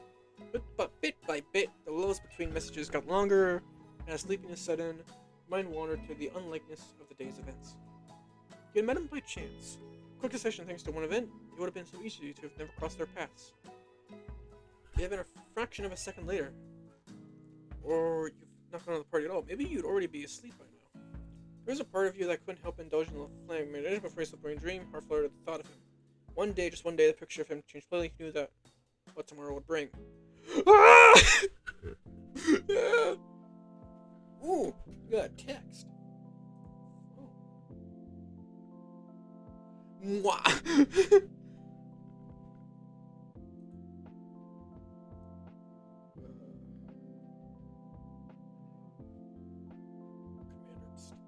Did I get a promotion?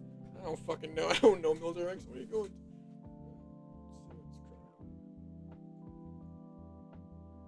Hey guys, I'm most Percy is me, but there's one thing we will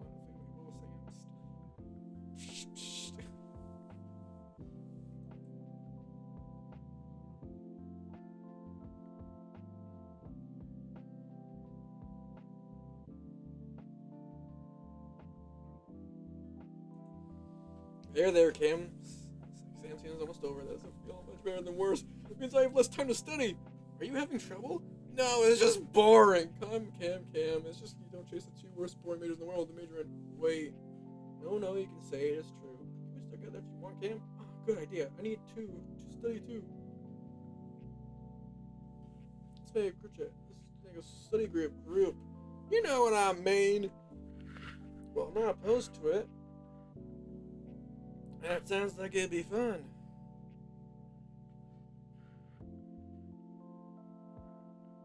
Would it be helpful if I got a study room?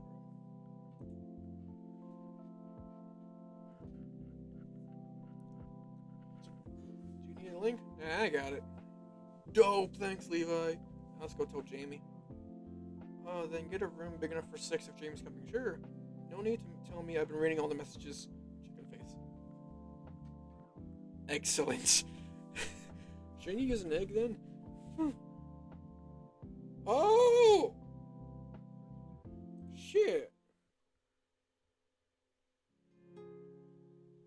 This is cool. Alright, so oh my god, I've been going for 2 hours. Alright, so what I was gonna do. Am I gonna continue? Yeah, I'm gonna continue. Fuck it. I was thinking of ending it there, but nah. Keep going until yeah. Guess I have a Nerf gun with me. Well, it was great for the boys. Was feeling studious too. The main priority was still to help Cameron focus long enough to help make a dent in their coursework. Your time was wasted spent resisting the urge to flip your phone face up on the table. It was the only lurching, sick feeling of knowing you had to study that kept you from doing so. But unfortunately, I left you with very little energy to do so. You know, study. Never need to study in school, but when I did well. Can I borrow your ruler? Yep. At the quiet exchange, you can help but glance over the complete mess on their side of the study room.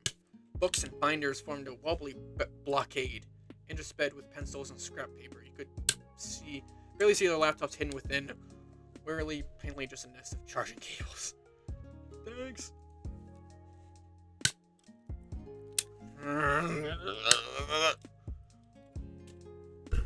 Is that a friend with that kind of stuff? Like, yeah, I understand.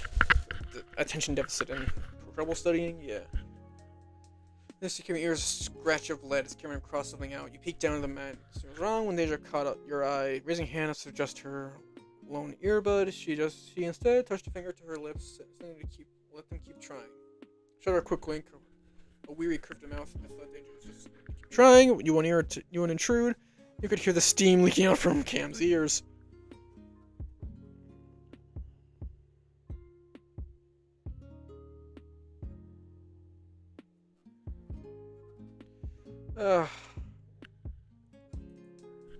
Playing such draconian methods, you tip the tongue of your unsound rebellion. Deja's expression sharpened slightly as she raised an eyebrow in playful insinuation. The question, even unspoken, couldn't be any clearer. You were free to take over tutoring them if you like. After a second of thought, you gave him a sheepish look next, and a smile took on a cheerish tinge. You finally reached for your phone and took the time. Against all odds, the 5 of you actually managed a good 2 hours of quiet, focused studying.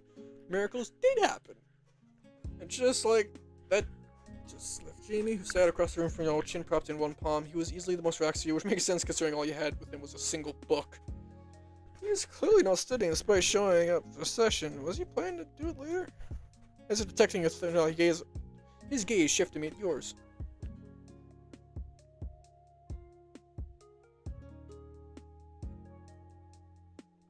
Is something wrong? Broke sounds easily without remorse, so that holding your eyes steadily, stare at them like this, you couldn't miss the faint crease of annoyance in his brow. Nah, it's nothing. Breaking the tension with a dramatic groan, Cameron collapsed as if exhausted into your side. All done? All done. With this page, I don't even want to think about what's left. Well, the good news is you got these right. Sliding their paper right back over to them, Deja gave everyone at the table an appraising look. Stretch break? Shrimp check! Oh, I'm sitting like a shrimp right now. Hold on.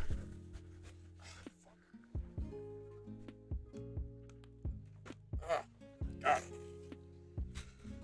Instantly illness left him. Stay before falling. Fucking hell. Before neatly folding himself back forward, arms outstretched, arcing smoothly out and flexing away to flex away from his position into a full-on bridge. Oh, that's better. Why is life's paragraph always so hard to write? Just copy your introduction. Or rehash your main arguments. Oh, or do a split. Elo showed Jamie his look upside down grin. That challenge. With that, the room fully fell into break mode.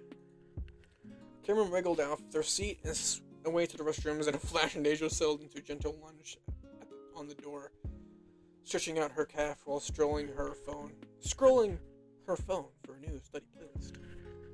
I'm gonna grab a refill. Anyone else need one? If you don't mind. Scooping up their empty water bottles, Elo stepped toward the door as well.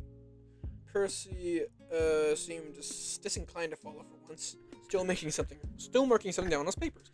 Jamie, of course, was still reading, though. You catch him indulging in a subtle cat-like arch of his spine out of the corner of your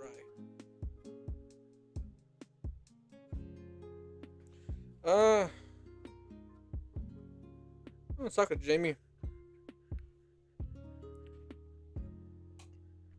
He's really keeping the ring, right? He couldn't help but feel a little curious about whatever managed to capture his attention. It's just one of those like swivel chairs, isn't it, with like wheels? Okay, just zoom, slide over to him. Pillowing your folded arms on your chin, you saw him toward the relaxed onto the tabletop, idly trying to work on the title on his book.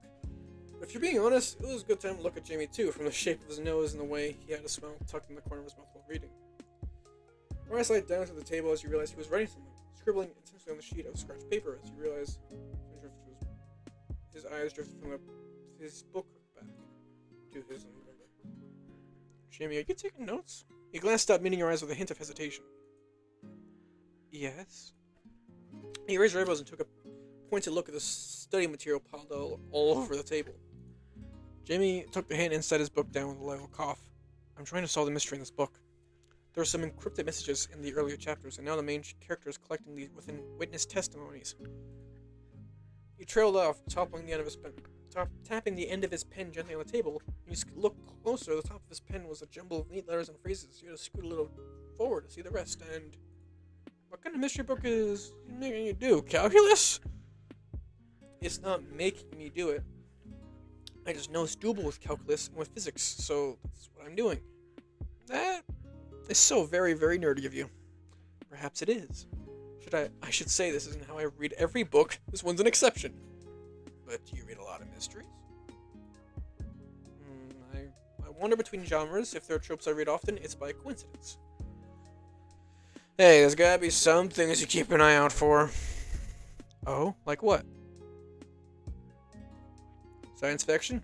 I like science fiction. Sometimes. I can't say I'm a fan of intergalactic wars, but I think it's interesting to see how people imagine the future that lies ahead of us. Even the depressing ones? All the more reason they should be chart a different course, if you ask me. Hell yeah, brother. His book was closed, but something on his paper caught his eye. Anyway, clearly bring his attention to his work and scrawling a few lines of calculus before crossing one or two out. Jamie? Yes, Levi? Solving the mystery of math? You're just spoiling myself, man. Jamie looked between his books and the page of notes before setting his pen down and pushing his paper away. Remind me to never read while Percy's doing his math homework again. I'll try whenever we're in this very specific circumstance again. A short crystalline laugh left his mouth. He picked up his book and leaned back as he paged back open. You make a fat point. Rapidly approaching footsteps signaled the end of your break, and you learn back for last minute stretches. Elo and Cameron returned to the study. It seemed that everyone had still something to occupy themselves with, and so the scattering of grumbles and sighs all settled in a background of the study table. You couldn't find your focus away, so your chin propped to one hand. You find your gaze wandering dangerously close to Jamie. There was every chance he catch you staring again, so you hurriedly flicked your eyes downward and lashed onto his hands instead, one of which held his book open. You either had the best or worst time in the world. With a subtle, effective slide of his thumb, he flipped open a page. Tendons flexing ever so gently on his skin. Okay, notes. All told, you managed to collect 15 minutes of continuous study, and it seemed that there's all you're gonna get. As all too soon, Elo dropped his pencil and leaned back. Oh man, I'm getting angry. Grabbing his jacket from the back of the chair, he slung it quickly over his shoulders, lifting his water bottle out of habit afterward. I'll do a snack run. Any requests? Grab me a juice? Yep. Anyone else? Yeah, anything is fine. Deja murmured her agreement soon after, offering Elo an appreciative smile before returning to her textbook that left. I'll just come with, I think. Shutting his laptop, Percy stood up his bag and made to stand as well. You'll need a hand, won't you? True. Eli, you want anything?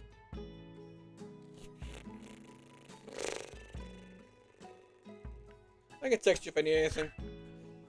As if puppeted by the same strings, both Percy and Elo gave a single thumbs up. Sure. Percy and Elo darted out of the room. You could hear a splutter of laughter before the door was even shut. The door was noticeably quieter without them. Every rustle paper scratch of lead stood out. That had the clock on the wall been ticking so loudly all this time?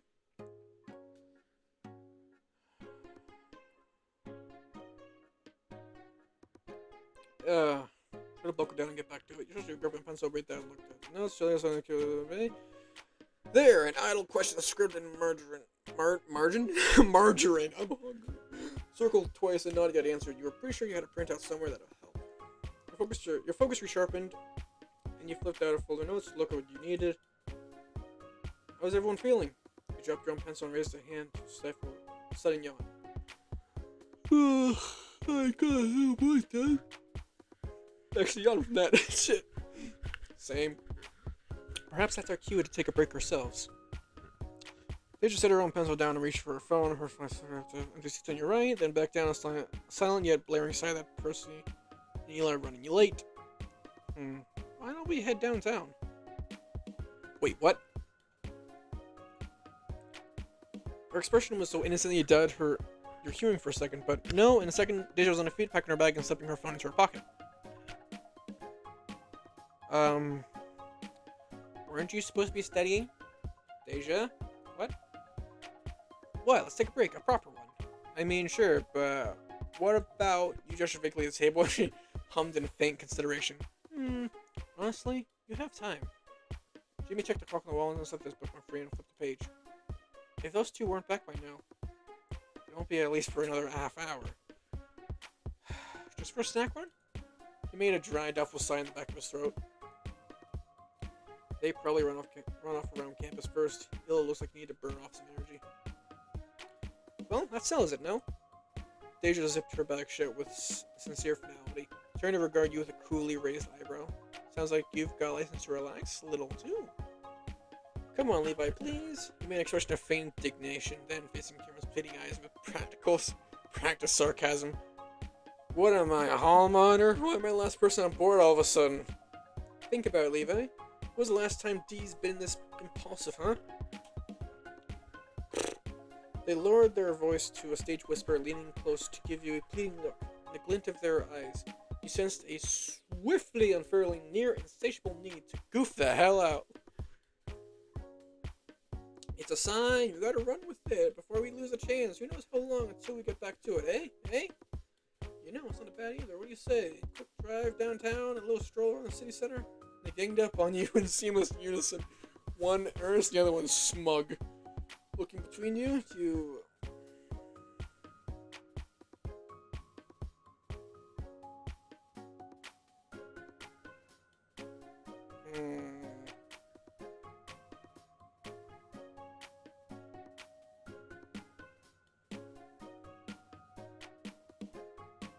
No. Because this is a study room. Where I'm from, study rooms cost money. I spent the fucking money. I'm doing the fucking money. Doesn't want you to come to study room? I don't think it's good. Levi, I hear you. We've been here all morning. Deja, convincing Leonidas Levov. Do you see this history in the making?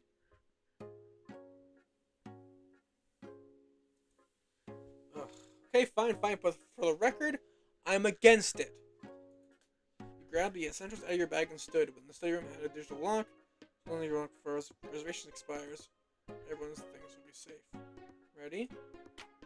Yes, Jimmy, you coming? Lined up with a pair of baby bears behind their mother. You and Cameron turned to Jamie, who looked up from the seat, blinking as he heard his name. Me? Yeah, you. Come on, take a break. It's the few people on campus who could get away with making puppy eyes for Jamie Porter. Cameron was one of them. Jamie could do little but stall for time. I've been on break. Reading. Lifts an eyebrow pointedly, and Jamie begrudgingly put his book down. Sorry, Porter. If I'm getting brought along, you are too. Touché. Excellent. Now, shall we?